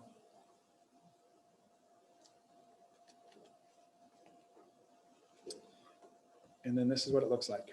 And how do I turn the volume down? Because I don't want to blast Open up the doors. Little box on the left. the big knob. Yeah. Let's view it. No, I got nothing.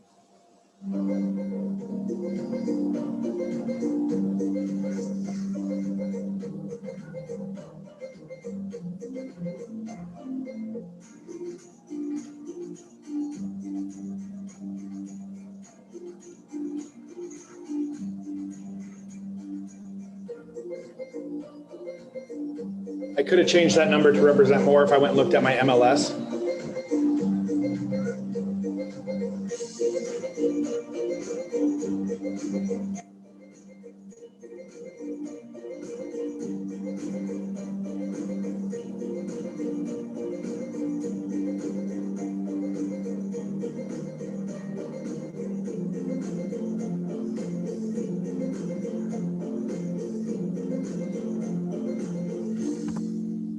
Kind of cutesy, something if you want. Now, obviously it's dated, so you'd want to post that sooner than later.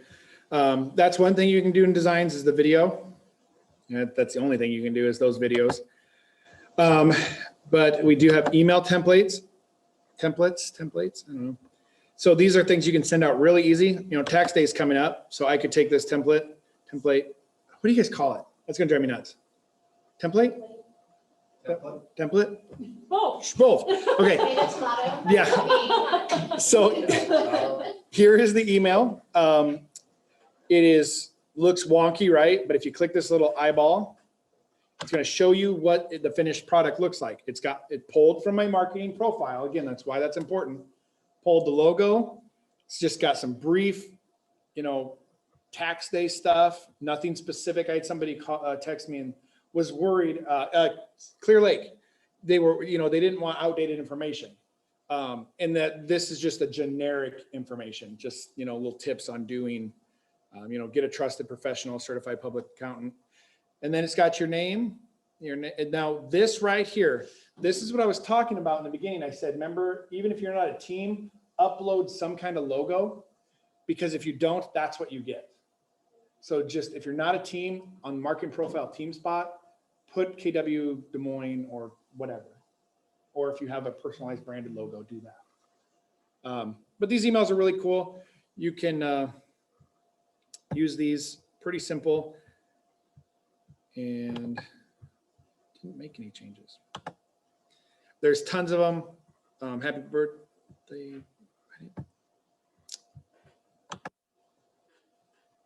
Okay, buy versus rent, that kind of, this thing's. That computer's really slow. Yeah, but I'm like trying to double finger slide down and it's clicking. All right. Yeah, so there's those. We do have now, so I'm gonna go to social and I wanna show you something that I created. Maybe I did print, I can't remember now. Yeah, so as you know, we have a KW Okoboji. We have a couple of gals up there that we're gonna be doing a home show up there and they got a hold of me. I do things on the side. If you guys ever want something, you can call me up, and for just a small little fee, I'll do some marketing stuff or things in command. And they reached out, they said, we just need a flyer. And they basically they said, we want the background to be a map of the lakes. We want your Iowa Great Lakes specialist. We want our pictures on one side. And so I put this together in about 30 minutes using designs. Pretty easy for me. Somebody who's been in it a lot, but this is things you can create. You can then print them off. You have to download them first and then print them off. And it's a great flyer. It really is. So there are things you can make. Like I said, though, if you don't know how to navigate the glitchy parts, because it is kind of annoying, then it gets really frustrating, but I've been in it so much that I know how to kind of navigate around those pieces. But we do have templates in here, templates. The KW, Nuts, isn't it? it is. We have the KW app, so you can do jumbo postcards, square. Social square is kind of if you're going to post these to Facebook or Instagram. Flyers, large postcards, standard postcards. There's coming soon, for sale, just listed, just sold, listing presentation. Some people love these. I don't. They're a lot of work and they're a lot of work, but they are full packeted. This one is a 9-page, or they're all 9+ pages. So you can go in there and build one. Local expert postcards. I think there's door hangers, all that good stuff. If you do get into designs, there behind this little bar here, there's this brand assets. You want to go into brand assets, and this is where you want to upload. If you have colors that you want to have in each design you create, or logos. So like your logo, your headshot, whatever you load into this brand assets is kind of think of a tool bag that you take into every design that you create. That way you don't have to re-upload every single one. So designs is usable. I'm going to give you guys a Facebook page that you should follow if you're not following this. It's called Command Your Conversion. It's a great page. You'll see complaining on it. There's just some people that absolutely love to hate on Command, and it's whatever. But it's a great place to go because also people share their wins and say, hey, this is what I did on Command, or this is what's coming. Or another great thing, I'll get a phone call every now and then. And actually, I'm going to jinx it, knock on wood. I have not had this call, but I used to get calls. Hey, is Command down? And I'd go, hold on. And I'd go to Facebook and find out because there people would put that on. Again, I haven't had that call in like 2 months because, you know, they are working on stability. If you watch Family Reunion, you know, that was the big thing. That's designs. Again, that's something you guys are gonna have to get in and play with. I know that Scott Leroy on YouTube has some great videos on that. I want to get into, we covered contacts, we covered tasks. Again, that was pretty brief. We covered opportunities. I just looked into designs. I want to get into smart plans and campaigns. So let's go to smart plans first. You have been hearing Shauna and I post things on Facebook or saying out loud, use a smart plan, get into smart plans. They're great, they're great, they're great. And they are. They can be used many different ways. Maria is making, I said that right? Trouble with the kid. She's making a smart plan that is actually really neat. The first piece of her smart plan is an email that's an announcement. Hey, I am new to the business. I am getting in the business, and it's got things in there like, you know, let me know if I can help you. Let me know if you have any referrals, that kind of thing. After that email gets sent out to her almost 200 and some people, she has it staggered. So that email is going to go out to 7 or 8 people per day. And then the next day it'll go out to another 7 or 8, and the next day 7. But 6 days, I'm throwing out numbers, but I think it's 6 days from that original email, those first 7 people, she's going to get a reminder on her homepage, hey, call these people and follow up with them about your email. So then she knows that day she calls those 7 people. And the following day, she calls that batch of second group. And the next day, the batch of third group. And then eventually, there's a text reminder in there. So she emailed, 6 days later, she calls, and like a week later, she sends a text. And the text is something like, hey, this is my number. I wanted you to have it. If this is your correct number, great. You know, just double checking we have each other's information. And then a little reminder that you're in the business. And then the last piece of that smart plan, it puts that contact into her quarterly call plan. And once every quarter, she gets a reminder on her homepage, call as part of your quarterly call plan. And then it's simply just, hey, I'm touching base, how things going. That is powerful. That can really be something, especially, I always go back to new people. That is just, that's hitting the ground running. That's getting out there.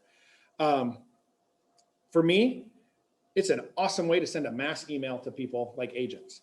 I create a smart plan right here. I created one March 4th, class today. It was a class I had for KW Siouxland. And this is what the email said. Oh, it went away. Oh, I didn't save this one. Hold on. I want to find the one I sent.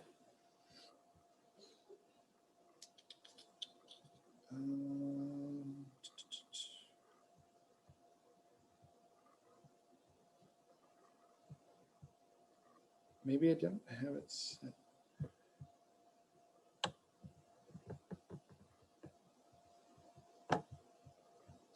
let's do this one. I don't think this is it. Anyway, I'll show you how to do it. I just went in here and I said, I want to send an email. It pops the email in here. The subject to the email would be class today. And then this email would say, hey, just a reminder. And what you can do is, hey, we have this button here. Hey, first name.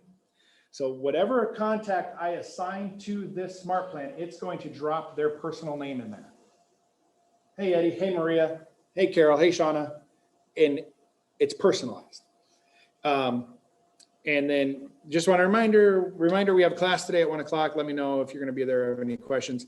And then I save it, add those people to it. Boom, that email's out to everybody. And for all they know, I just emailed them personally. And if they respond, it does come right back to my KW email.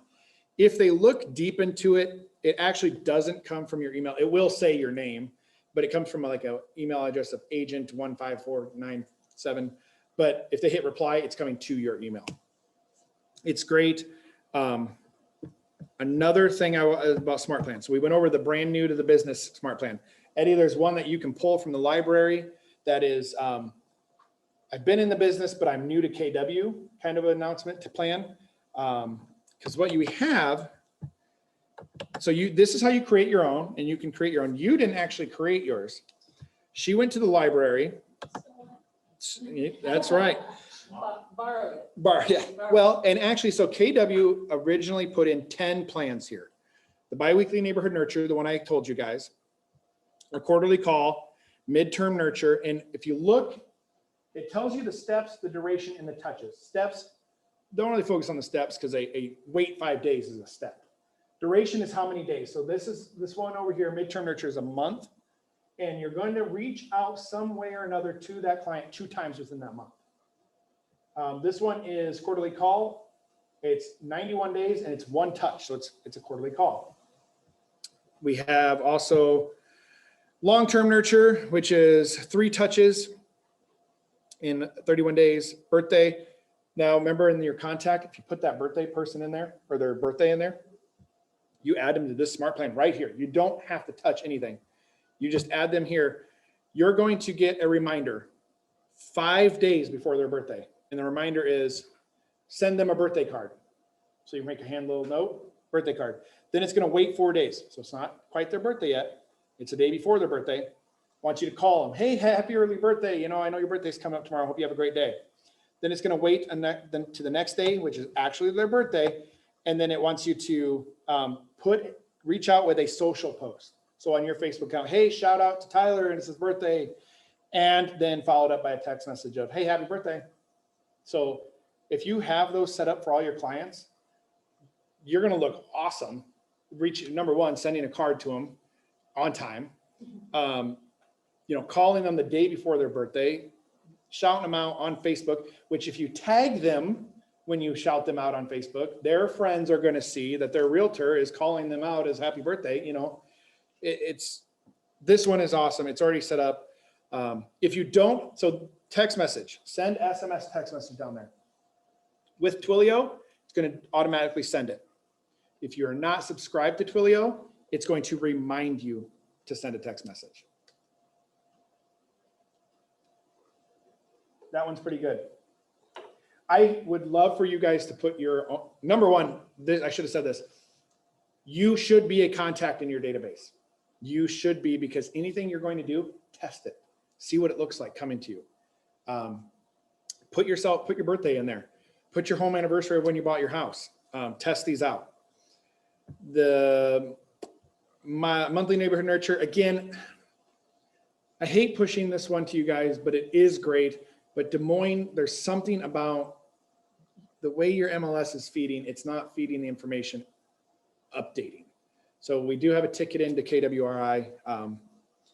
So I would not suggest putting your people on this one yet, because they're just going to get the same information.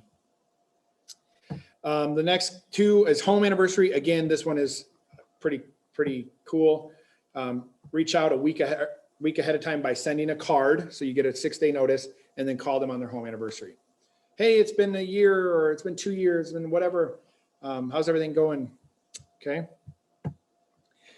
Promote my app, that's also a pretty good one. Now, that was the original Smart Plans.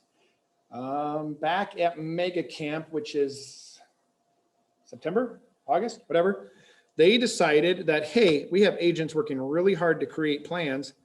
If they would like, they can publish them and you can borrow and make them your own. This is the one that Maria used. New to Keller Williams, new licensee. This is the one I said, you know, for like Eddie in his case, moving here, new to Keller Williams, but he's an experienced agent. So these emails are actually already written out. You do customize them. Do customize them because it'll either be generic, like, hi, this is agent first name, agent last name. Like that's what's going to show up like. Or some of these could say, hi, it's Tyler Anderson, because they put their own information in there. And if you don't edit it, you're sending it for somebody else. Also, the ones we're looking at on top, these four, I have no idea what language that is. That's cool. These are top rated ones. So that means they're being used. So the new one is great. It's being used by over 4,000 agents, 5 out of 5 stars. What's new? Be careful. I'm one that would probably not publish a smart plan because I do have poor grammar and I don't type right. If you borrow my smart plan, you're probably going to look like I would and be all broken up and whatever. So just be careful. The other thing I want to warn you about is some smart plans are good, but they might be too much.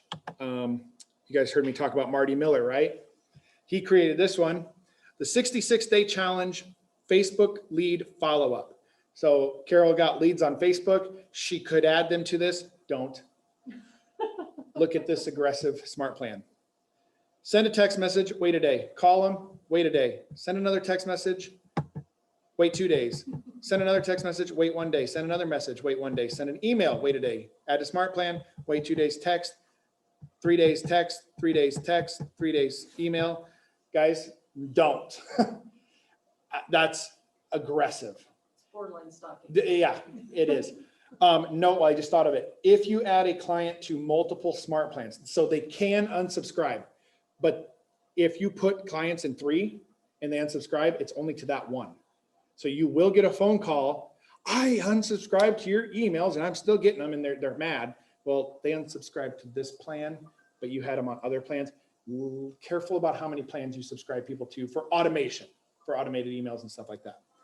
But this is a prime example of careful what you're putting people into.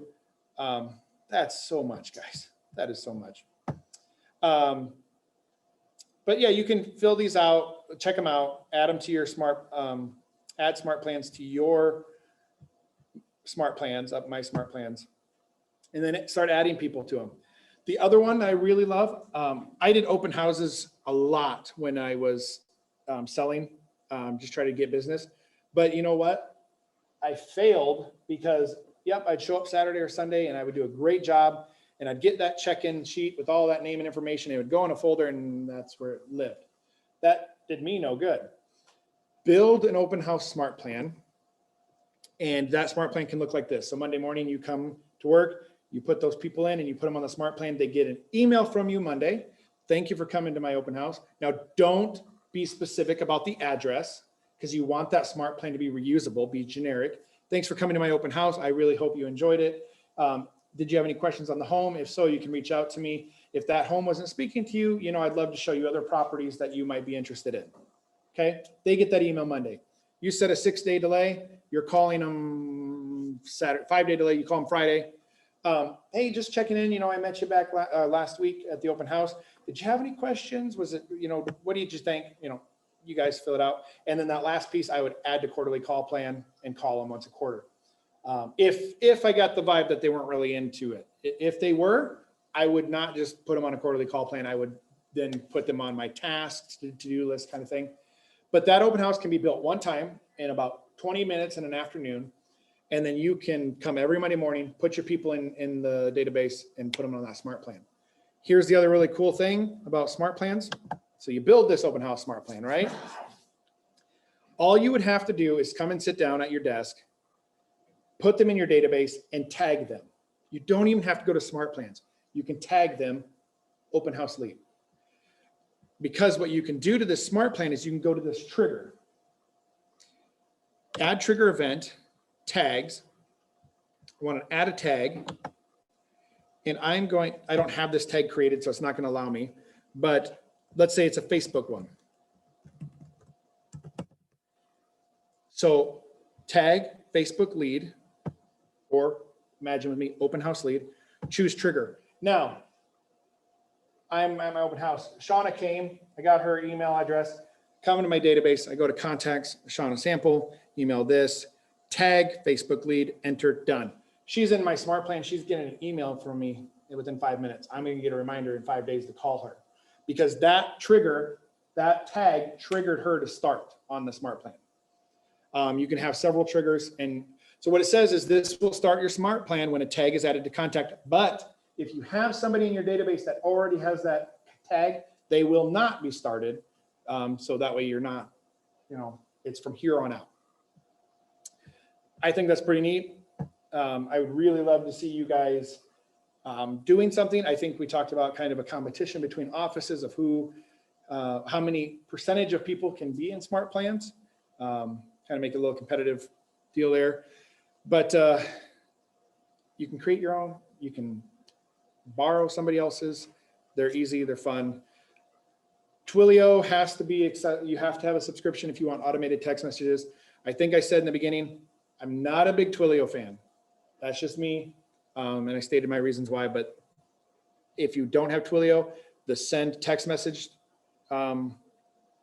activity is just a reminder on your taskbar. All right, let's get into probably my second favorite thing besides smart plans. And that's campaigns. Were anybody in my class Tuesday? We did campaigns, so we're gonna do that again. Carol did campaigns. That's where she got her leads from.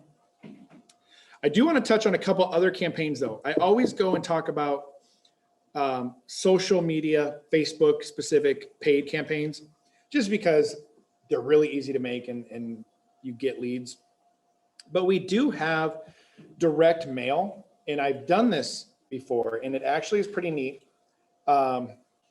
I had an agent that came to me and said, Tyler, I sold a house. I want to send postcards to the 150 surrounding houses, and just says, hey, your neighbors sold their house. Let me know if you have any, market's hot.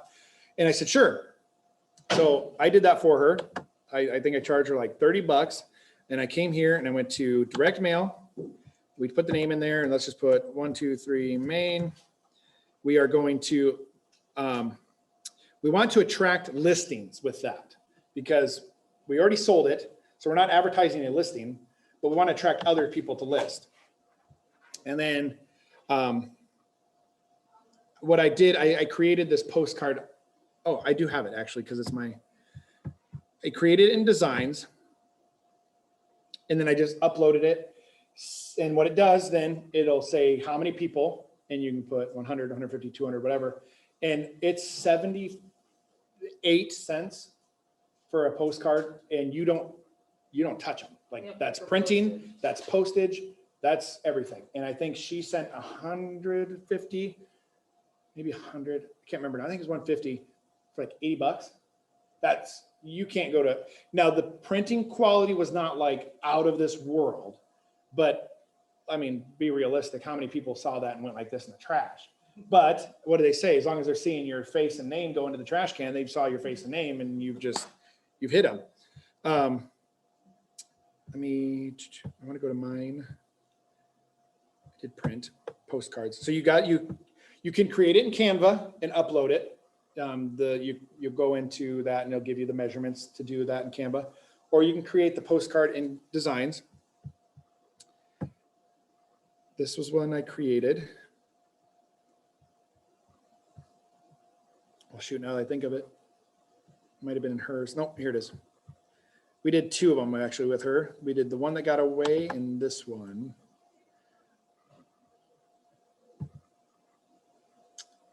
Looks like this was the first draft. So it doesn't actually have her information, but you can see what I'm talking about here.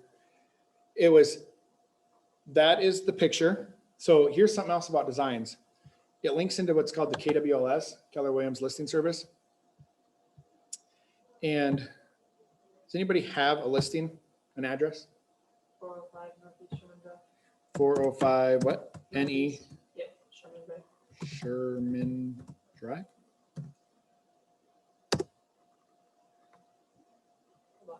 Ankeny. So here, this is your listing. Okay. Select. So you just have one photo in the MLS. Okay. So this is the photo she has in the MLS. I want her photo to be this background. I select the background that's there. I go over to her photo and I hit swap. And now I have my photo as the background. I can go into listing details and go over here to the street name deal and go swap. And then I can just stretch this out accordingly and take out what I need and don't need. I mean, and then I'd probably put the name, the price in there. I don't know if I would. And then, you know, throw in my mug down in the corner and I'd be ready to take that into campaigns and get that sold, that mailed off. It's that easy. The first time it won't be that. I mean, you'll get the hang of it. But that is one campaign. The campaign is the megaphone icon on the left. The direct mailers. You do have to come up with the verbiage on the back, and you have to take into account the current resident address stamp that goes on the right-hand side. So your text should be on the left-hand side. It'll show you a preview before you send it out. Also, and I don't know if I can, I'll try to get into it to show you here. If you want to be specific about what houses get this. So let's say your house that sold is a 2-story, 4-bedroom, blah, blah, blah. And you kind of want to target that. And you don't want to just be generic, blank 150 closest. You can use the sliders to say, you know, only target houses that have 4 bedrooms, only target houses that were built between this year and this year. You can get specific about that. So let's go here, create new campaign, direct mail, brand awareness. Tyler, I got a question for you. Yeah. So I've used similar types of mailing services like that in the past where sometimes they'll run into issue when it's high density living, unit numbers and things of that nature. Do you have, you know, condos or whatever? You can take out multi-family and you can just hit single family homes. Okay. And what's also, so I'm just going to be really generic here. So let's select listing. Again, everywhere in Command, when you get this page, change show only to my all. Okay. 405 Northeast Sherman. Right. Search. Now it literally does search everywhere. Ankeny? No, but that's the wrong number. Okay, yeah, I can put in Ankeny. I'm just going to grab one here because let's grab this farm. Cool. Throws everything in there. Rhode Island. This is where you choose your. If you don't want to create one, you can just let it do a default template. Okay. It pulls the description from the MLS. That's a lot of verbiage to go on there. I'd probably take a lot of that off. You can put a QR code that the QR code could come back to your app or your website, whatever. Listing photo. Let's hope that lets me use one. Some people upload videos that aren't the right size, low resolution. Yeah. Hoping it'll let me use it. Try not. I wanted to show you the map.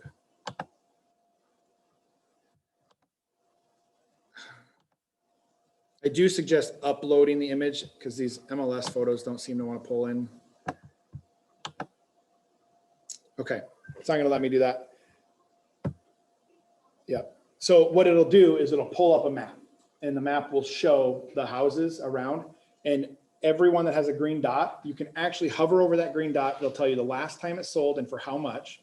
And then you can kind of see, and then as you narrow your search, it might have to expand a little bit to meet 150 houses that fit your criteria. So that you can see what areas getting hit. Now, let's say your house sits You said that does default to single family or there's? I think it does default to single family, and if you want multi-unit, you have to select multi-unit. And let's say, so your house sits on the edge of a neighborhood, right? And then there's another neighborhood that's not quite, we all have, have that divide.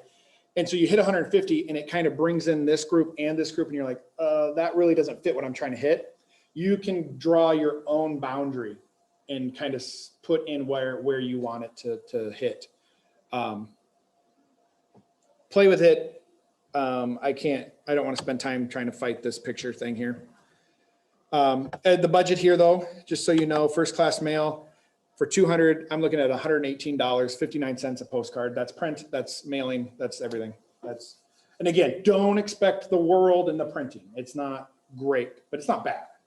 Again, it's, back with the elections, the state elections and the country elections, I have a post office and I'd open it up and there'd be Greenfield and Ernst and Trump and Biden, and all of them go in the trash, but I'm telling you, I still remember the names of the people I threw in the trash, that's just the way it is. If one person calls you, that's worth it. So that is direct mail campaign. I gotta tell you this story, it's real quick. My daughter's 5, she was 4 during all these elections, right? A commercial came on. I don't remember who was running against Greenfield. Was that Ernst? It doesn't matter.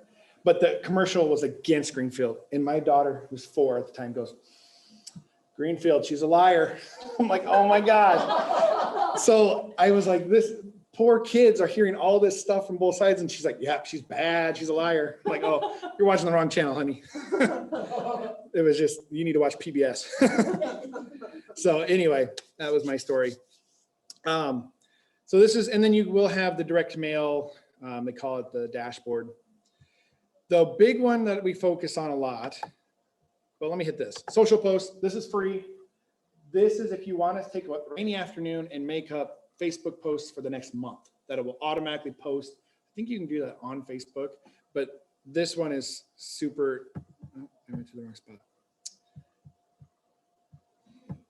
Oh, I'm right in here. Social post dashboard. So you can see I'm in the week between March 21st and March 27th. I can create a post. I can jump up a week, create posts for the following week. I am not a marketing person, but what is that? 5 a week, 3 personal, 2 business. I think Rochelle teaches it. What you should post. 3 of your posts on your Facebook account should be personal about you and your family or your life. And only 2 of the week should be about business. It's a marketing thing. I think I took it once. It was really good. But you can set those up to post out and they have pictures and all that stuff. This one is the big one that we hit a lot. Social ad paid. What we're going to do here is we are going to name it test. We're going to advertise an active listing. If you are advertising a just sold on Facebook and you click advertise listing and you go through all the whole thing and you try to set it up, it's going to say error because it is no longer a listing because it's pending. So if you want to advertise an already sold listing, you want to choose attract listing, attract buyers, or brand awareness. Because if you say I'm advertising a listing, the system's gonna go, hold up, this is not an active listing, you can't. Right, Carol? We had a couple days try to figure that out, and we did. Where will this ad campaign run? You have to have your Facebook set up. We talked about that in the beginning. Instagram, you do not even need an Instagram account to let it run on Instagram. It'll automatically go there. There is no way to like 60-40 split it. It's going to be 50-50. Your dollar is going to be spent 50-50 from both to each side. Personal, I don't even know how Instagram works very well, so I don't advertise there. Some people have a great Instagram presence. Also Twitter, I don't think that's great for business either. Instagram is. I shouldn't say that about Instagram. I know a lot of agents in the country have great Instagram followings and they do a lot of good content on there. I like Facebook only. I guess I'm getting old. So I just say Facebook. Set up campaign. And there is actually some merit to what I'm saying. I've talked to agents that have run these, and it does tell you where the leads come from or how many people from each. And overwhelming, Facebook gets the most views, the most leads over Instagram. I don't know anybody that's on Twitter. So, okay, remember, what do we do here when this box pops up in command? All listings. And let's find this one, 405 Northeast Sherman, ANK, ENY. Yep, it's pending. All right, so let's just find a nice house. Well, here, let's see if it lets me do this. I'll just select one. $1 million house. No pictures. No pictures. Don't do that house.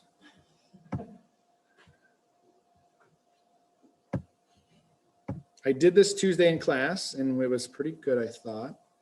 Let's do this one, 1,000,003. You guys ever, are you guys on Facebook real estate pages? And do you ever like see posts when people are like, hey, what does 300,000 buy in your area? And people will post like a shed in the backyard. Like, I mean, there's some areas that money doesn't go anywhere and it's crazy. I met a gal, just the other day, and she's coming from Colorado. She said Denver, the average house price is like $650. And then you get people like us that post and they're like, oh, 5-bedroom, 4-acre, you know, it's a whole lot of stuff. Yeah, that's why she moved here. She said it's a whole lot more affordable. Yeah. So this is building up our campaign. Now, let me tell you about the difference between running an ad campaign on Facebook through command versus just going to Facebook and boosting a post. Number one, when you go to your realtor page on Facebook and you make a post and boost it, Facebook sees you as one person and your money can go so far. When you post through command, it doesn't see you as one person. It sees you as, hey, you're KW, 40,000 agents. So your dollar stretches further. That's what they told us. And I've seen the numbers. Boosting it, the average $20 boost gets you anywhere from, in my area, I don't know, because you guys are denser in Des Moines, but in my area, it gets me anywhere from like 3,000 to maybe 6,000 views. And it goes out on my Facebook page. I can see how many likes, I can see how many shares, I can see all that stuff, I can see comments, and then I chase them down on Messenger and, hey, you like my post, you want to buy a house? That's all fine. Command, it will not post to your page. It goes out like a commercial does. You may never see this post on Facebook. You probably wouldn't. But I have seen agents in my office that have run them. I've seen their posts, so I know what they look like. But this is going to be the only time you get a good look at what your post is going to look like. You're not going to be able to track the likes and comments and all that stuff. However, when they click learn more, and it'll pop up and say, hey, do you want to continue as Tyler Anderson with this email and this phone number? Yep, they're contacting your database. And you can find them with the tag Facebook or the filter Facebook. So here's the house. This main copy is this main text up here. It pulled from the MLS. It is limiting you to 250 characters. Be specific. Some do's and don'ts. Don't post the address. Don't post the price. You are dangling a carrot and you want them to click your button. On average, there's some exceptions. Open houses don't do well to bring in leads. Because most posts for open houses are, come and join me at 123 Main Street Sunday at this time. Well, they got all the information they ever need from you. They don't need to click on your button. But overwhelming, the best posts to do are new listings. They bring in by far the most leads. If you don't have listings, go around the office to people that list and say, hey, do you care if I run your listing? I'll pay $30 to run your listing. More than likely they say yes, unless they want to do it themselves. But you're going to give them free advertisement. Hopefully you're going to bring them a buyer, that kind of thing. So main copy is at the top. Headline is going to be this bolded sentence right here. You're limited to 100 characters on that one. That one, catch them snappy. You know, if there's a desired neighborhood that it's in, that's what you put. If it's something, pool in the backyard, if that's a big attraction, whatever, they do have to just type in some words. So let's me continue on. Description, don't get caught up in the description. It's probably not even going to show up on the post, but you do have to put something, updated kitchen floors, updated bathroom, great lighting, whatever. I have never been one to even pretend that I know how to market with words. Save text. So we got name and goal done. We selected our listing done. We just added our text. Add media does have a check mark, but we want to go into that. So we can go in and we can add up to 5 photos. Here are the MLS photos of this house. We all get a look at how great 1.3 mil is. So I grab this one. I want to edit this. Save image. You can have up to 5. So let's look at the kind of a weird layout. So I'm not going to add 5, but I do want to add a couple. And you can notice that like you're going to have to cut some stuff off. It doesn't let you have the full picture just for size sake.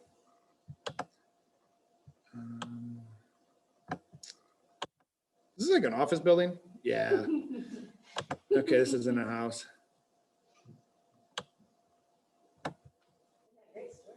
Yeah, no kidding, wide open.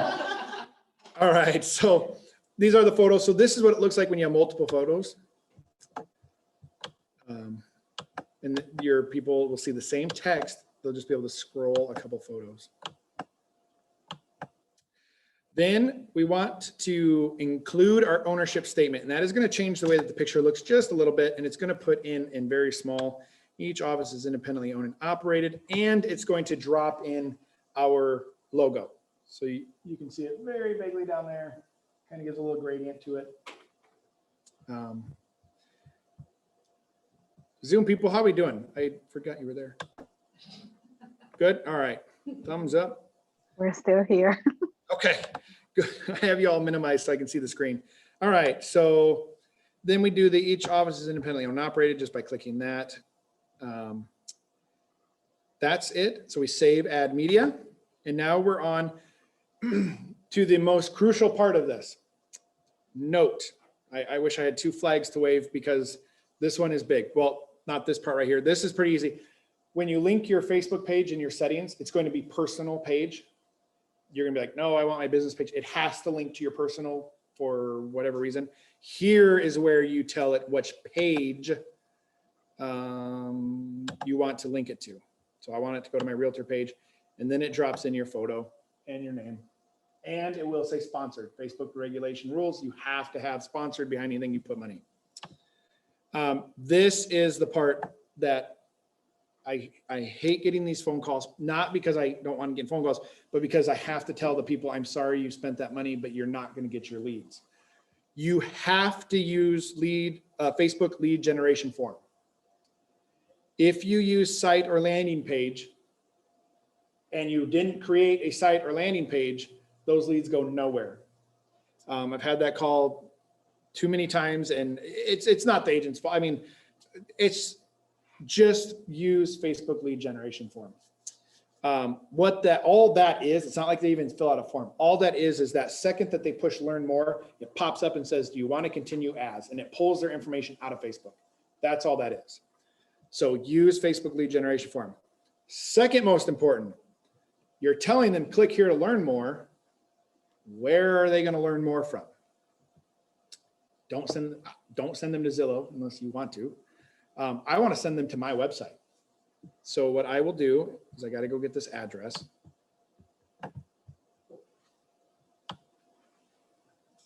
British Columbia, is that Canada? No. Anybody? Nothing? Yeah. Copy. Okay. So I know my web address. If you don't, I'll show you where you guys can find them. .kw.com. I'll also show you guys quickly how to modify them. We are getting close to time, so stick with me. We're about done. So I'm going to, this is my address, this is my website. So you see my name up there, KW Siouxland. If they log in or sign up, they're going to become a contact in my database. They can search for homes here. They can get in touch. Let's hope this one shows up. And I guess I clicked on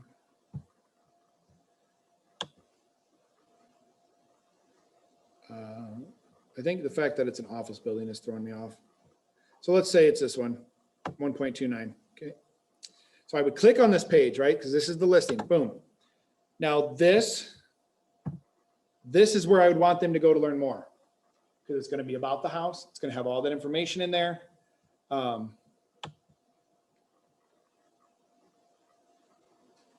That's, okay, the inside's cool, but 3-bed, 4-bath, 2,000 square feet. Almost 1.3 million. So this is where I want them to go to learn more. Okay, so when they click learn more, I want them here. How do I do that? I go and I copy and paste the web address. I go back to my command and I go here, that you can change the button, but don't. You can have learn more, sign up, or apply now. Sign up and apply now are going to scare off a lot of people because they don't want to sign up for anything and they don't want to apply for anything. They just simply want to know about the house. Learn more is fitting. Here's the destination URL. I paste in that website. You will have a duplicate HTTPS, blah, blah, blah. So take one out. Wait for the little green thumbs up or check mark right here. Good to go. So when they click learn more, that's where they're going to go. And then last, targeting, click use custom settings, and you can expand this up to 50 miles. It is Canada. Last piece of this, if you guys did Facebook posts and boosts like 2 years ago, do you remember you could be really specific about financial range? You could even do gender. You could get specific about who you want to see your ad.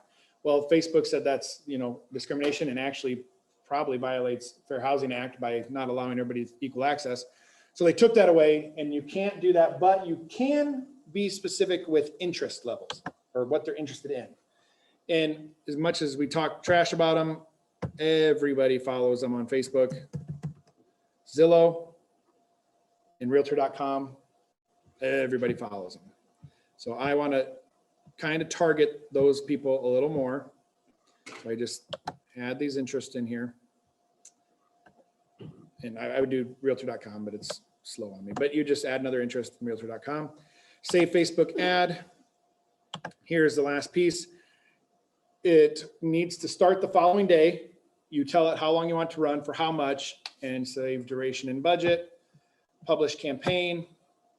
Add a new card. You'd put your card in there. Create campaign. Now, I told you when I started, you cannot see this post. It's going to go out there. But you want to kind of gauge how well it's doing. So on the dashboard of campaigns, you'll see that I didn't save the one we just created, but this is one I created on Tuesday. There are 3 metrics in which we can measure it by: CPM, CPC, CPLC. No, I have no idea what they stand for, but I know what they mean. CPM, how many people saw your post on Facebook? They literally could have just scrolled past it, but how many people saw it? That's going to be in the thousands. CPCs, how many people stopped and clicked on it? Now you get people that click on it, see that it wants their information, and they back out. That's going to be those people that clicked on it but backed out, and the people that continued on. The number you're going to be most focused on is the LCs, leads captured. That's the people that let the information go. Now they can edit their information before hitting OK. So you will get leavemealone@gmail.com, 8675309, those kind of things. I say for every 5 good leads, you have 1 bogus one. But when you start getting leads in, that's when you can start contacting those people. In order to find those people, you go to contacts, filters, lead source, Facebook. Pretty easy. That's campaign. Any questions on campaigns? It's a lot. You can reach out to Shauna or I, if you have questions on that. Scott Leroy has videos on that, but I don't ever think I'm pushing you away. If you guys want one-on-one, reach out to us. We'll be more than happy to walk you through it and set it up with you. Few things to kind of wrap up. When leads come in, this bell up here will get a red dot. It's like a notification, so you can know that as well. I did say I would touch on referrals. Referral network. This allows you to create a referral network across the United States. I think maybe across the world, I don't know, of people. So I believe I met this person. I met a few of these people at Family Reunion a year ago. And this is what Kelly was good for. We'd bring up our QR codes and you'd literally walk around going, you want to scan? You want to scan? You want to scan? and you would scan each other's QR codes, and then this is what happens. You become a referral partner. So I did meet somebody from Honolulu, somebody from Albuquerque. So these would essentially be somebody that if I had somebody in St. Petersburg wanting to move there, I'm going to reach out to Bradley, you know, that kind of thing. Probably wouldn't, because he really was just a stranger scanning my phone. Anybody ever been, did you ever go to Mega Camp or family reunion or anything? That was right before COVID. 20,000, 16,000 people, 3 weeks before shutdown, were like in a convention center together. Crazy to think about. Yeah, what was the name of that Steinek? He's an author, not Steinek. Simon Sinek. I was so excited. I love his books. If you haven't read his books, read his books. He was supposed to be on stage with Gary Keller.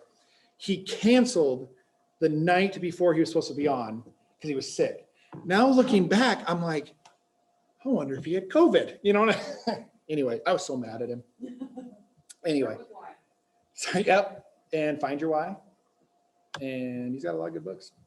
And anyway, this is the referral network. You can send referrals in here. You can receive, I have a pending invite. So this, you will get a lot of these. People just find you and hello, this is my name. He's from Raleigh and Durham region, North Carolina. If you ever need anything in my area, please reach out. So you can accept or ignore. Let's see if this is working, because this was kind of cool when it did, and then it went down. There's a map. Please work. Oh, it's working. Okay, so this is statistics on Sioux City, because I'm from Sioux City. The top 10 places people are moving to when they leave Sioux City.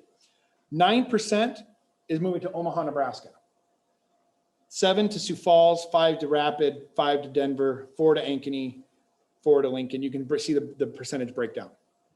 I can flip that. When people move into Sioux City, where are they coming from? 17% are leaving Omaha. That's interesting. So I know right now, I better have a strong referral partner in Omaha, because we have people going and coming pretty quick. Same with Sioux Falls, a little bit on the lower side. And interesting enough, you might be like, why? We had a big plant of some kind, CF Industries, and we had an influx of a bunch of workers from like the Louisiana area. And that's, I believe, what that's representing. So it's pretty interesting to see the breakdown, kind of where you want to focus on. So for me, 3% of people from West Des Moines are going to Sioux City, based on statistics within Keller Williams system here. But I the 2s and 3s probably don't mean a whole lot, but I definitely would say 17% is something that would definitely say get a referral partner and somebody you're going to work close with to be communicating with. So that's pretty cool that you can do that. The My Network, you can build your network up, track your referrals, grow your network, meaning go and find people. If you get referrals in, I think I have one. No, I don't have any. I had one funded. So you can kind of see, I sent 2. So buddy of mine, so after I got out of production and just started doing this job full time, I sent Mindy a referral. And then like 2 years ago, I had Alicia Holmes down in Kansas City do one for me. So you can kind of track that stuff. That's referrals. Reports, there's a light out there that's tripping me out. Reports, pretty basic. Really, you can't get a lot. If you do want to track how healthy your database is, meaning when you look at your contacts, how many of your contacts have phone numbers? How many have emails, addresses, neighborhoods, home anniversaries, and birthdays? You can be like, man, like right now, I don't have anybody hardly with home anniversaries. That's probably, that one represents my home anniversary probably. Your database activity, it shows you how many people you've reached out to. So percentage reached out to in the last 91 or more days, my entire database. You can look at reports. This will be how many opportunities you've created. You can create goals in here, which is really cool. The goal setting is a pretty neat thing. If you want to set your goals and work towards those, it starts with how many leads and contacts and stuff like that. Lead routing, you got to be a team. Emails. This is where I don't like it, because it gives you just enough information to be curious, but not enough to do anything about.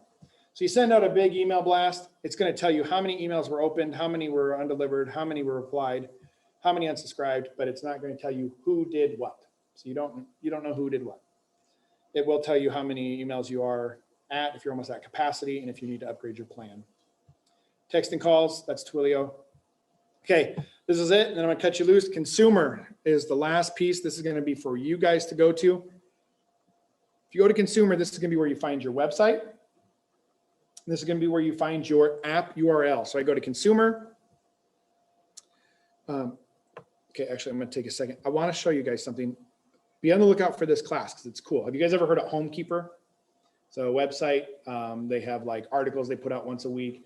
You can create your vendor list, like your preferred accountants, preferred chimney sweeps, preferred everything. And you put their information in there. And so when your clients call you and say, hey, I need a plumber, you can be like, hey, yeah, go check out my Homekeeper page. It's got all my preferred contacts.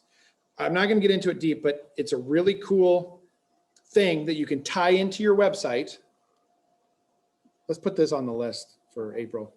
So when they go to your website right here, you can have a page that is right here. And it's, I don't have anybody in there because I'm putting it, but it gives a list of what they might be looking for. And when they click on one, it's got your recommendations of people in there.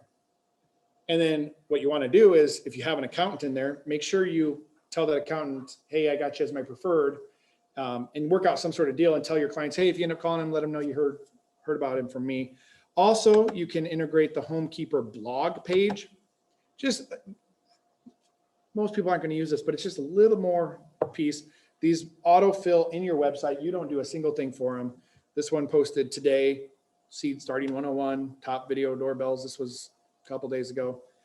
Be on the lookout for this cool class. We did it for Sioux City. Were you in there like 3 weeks ago? It was pretty good. I feel like it was. Yeah. So, and this is a page on your site.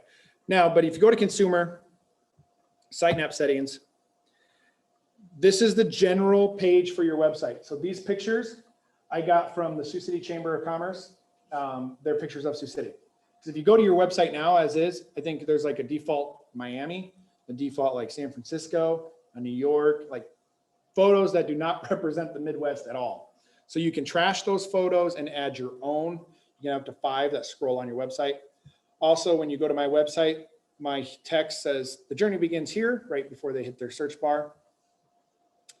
And then your app, you can also upload video tours for your listings. But here are the URLs. This is going to be where you find your web address. And you can change it as long as it's available. So right here, I chose Tyler-Anderson, and then it's all of yours are .kw.com. So if you go to your page here, you'll see this, and you can change your subdomain as long as it's available. And it is at .kw.com. And then your app URL there, app.kw.com/, that number is specific to you. But as you remember when I talked about that app earlier, they still have to choose you as their agent. Featured listings is not working at this time. Theme, you can change dark or red. I mean, that's not really anything too much.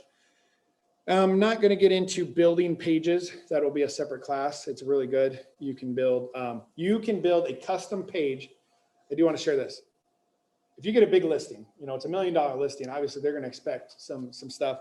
You can build a page that is specific to their home. It's going to have all their information. Then it's going to have this really weird generic URL, but you can go to GoDaddy. You can type in their address and get like 123mainstreet.com. Obviously that one's probably taken, but Sherman, 405 Northeast Sherman.com probably doesn't have anything. It's probably going to cost you probably $12 for the year. And you can route that to that page on your website. And you can say, hey, I created a custom website for your home. And this is the web address. It's just youraddress.com. Just a little extra touch. That's something that you can do. You get analytics with that too? On your website, not. Like, would you be able to say, hey, 97 people visited this site yesterday? No, unfortunately, if they signed up on your website, that would be. The Google Analytics, I think you could get a Google Analytics thing and that would track how many people visited your website. And I think that's what Erica was asking about. I'll look into that because I think I did at one time. It might cost a little, but I think the Google then tracks how many people visited your site. It'd And be a cool thing to share with yourself. yeah, I don't know how much traffic. right. And like I said, those specific addresses.com, I think I saw some as low as $10 a year to $12 a year. That's nothing. Somewhere over 99 cents. Somewhere 99 cents. And if you don't want .com, you want like .net or like other, they're really cheap, but you know, everybody loves the .coms. They're really cheap on GoDaddy. So that's it. I talked a lot. We covered a lot. Questions, comments. Obviously for you, Des Moines, you guys are making this change over to the commissions and or offers and commissions, and hopefully to DocuSign in the near future. But any questions on anything, Command? If there's one piece I really wish you guys would get into besides the have tos, build a smart plan for us. That being full disclosure, that is what KW, big KW looks at, that shows engagement with Command. They look at it and say, how many of your agents are using smart plans? That's how we know how engaged they are. So then of course they push that down and say, get your agents in smart plans. But I'm real. And if I didn't think it was worth it, I would tell you, don't waste your time on it. Just like I do with Twilio and other things. I don't waste your time. Smart plans, it's something that's going to be beneficial. Anything that you can put systematically, something that happens repetitively over and over, put it in there. I do see a great benefit. So, but yeah, we covered a lot. My phone number, let me give you that. 712-898-4307. If you text me, tell me who you are.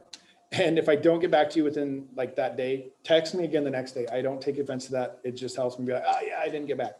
So don't be afraid to do that. Also, Shauna, if you want to share yours. 515-371-8585. And like I said, we kind of partner a lot of things. Shoot us a text, what's going on. For me, I know if it's something that I think I can do, I might shoot you a text, hey, try this, try this. But if I realize, okay, we're not going to solve this, I'll say, when can we meet? If it's in the middle of the workday and I don't have anything going on, I might say, hey, can I shoot you a quick Zoom link? Let's hop on and figure this out. Otherwise, it's usually, hey, I can meet as soon as tomorrow, most times, to get that figured out. So I guess from an email, Tyler.Anderson, don't forget the dot, and Anderson is SEN, @kw.com. Somebody sent me an email. Who was that? Was that from the Ibarra team? But Yeah, they sent it to Tyler Anderson, and he lives down in Florida. He's a KW agent in Florida. And I think he just forwarded it to me Because he knows. because he knows he gets my stuff all the time. That's why I have the dot between my name, because he's the original Tyler Anderson, but he's SON. Anyway, it was kind of funny. But yeah, questions now? Otherwise, that's it. I ended close to 20 minutes early. I didn't give you the second break. That's why. Thanks, Tyler. You bet. Yeah, thank you. Yep. Erica, Doyle, you guys got anything? Oh, I kind of do, but I think I'll just talk to you later. It's about designs. okay. If you don't catch me in the office on Friday, hop on Monday morning and we'll talk about it at our tech time. I believe we're having Ignite. next Having a week. what? Ignite, aren't Oh, we? yep. So I'm not having that time. Yep. So text me or call me and we'll get together. Okay, sounds good. Thanks, Tyler. You bet. Thank you. You bet. Thanks for coming.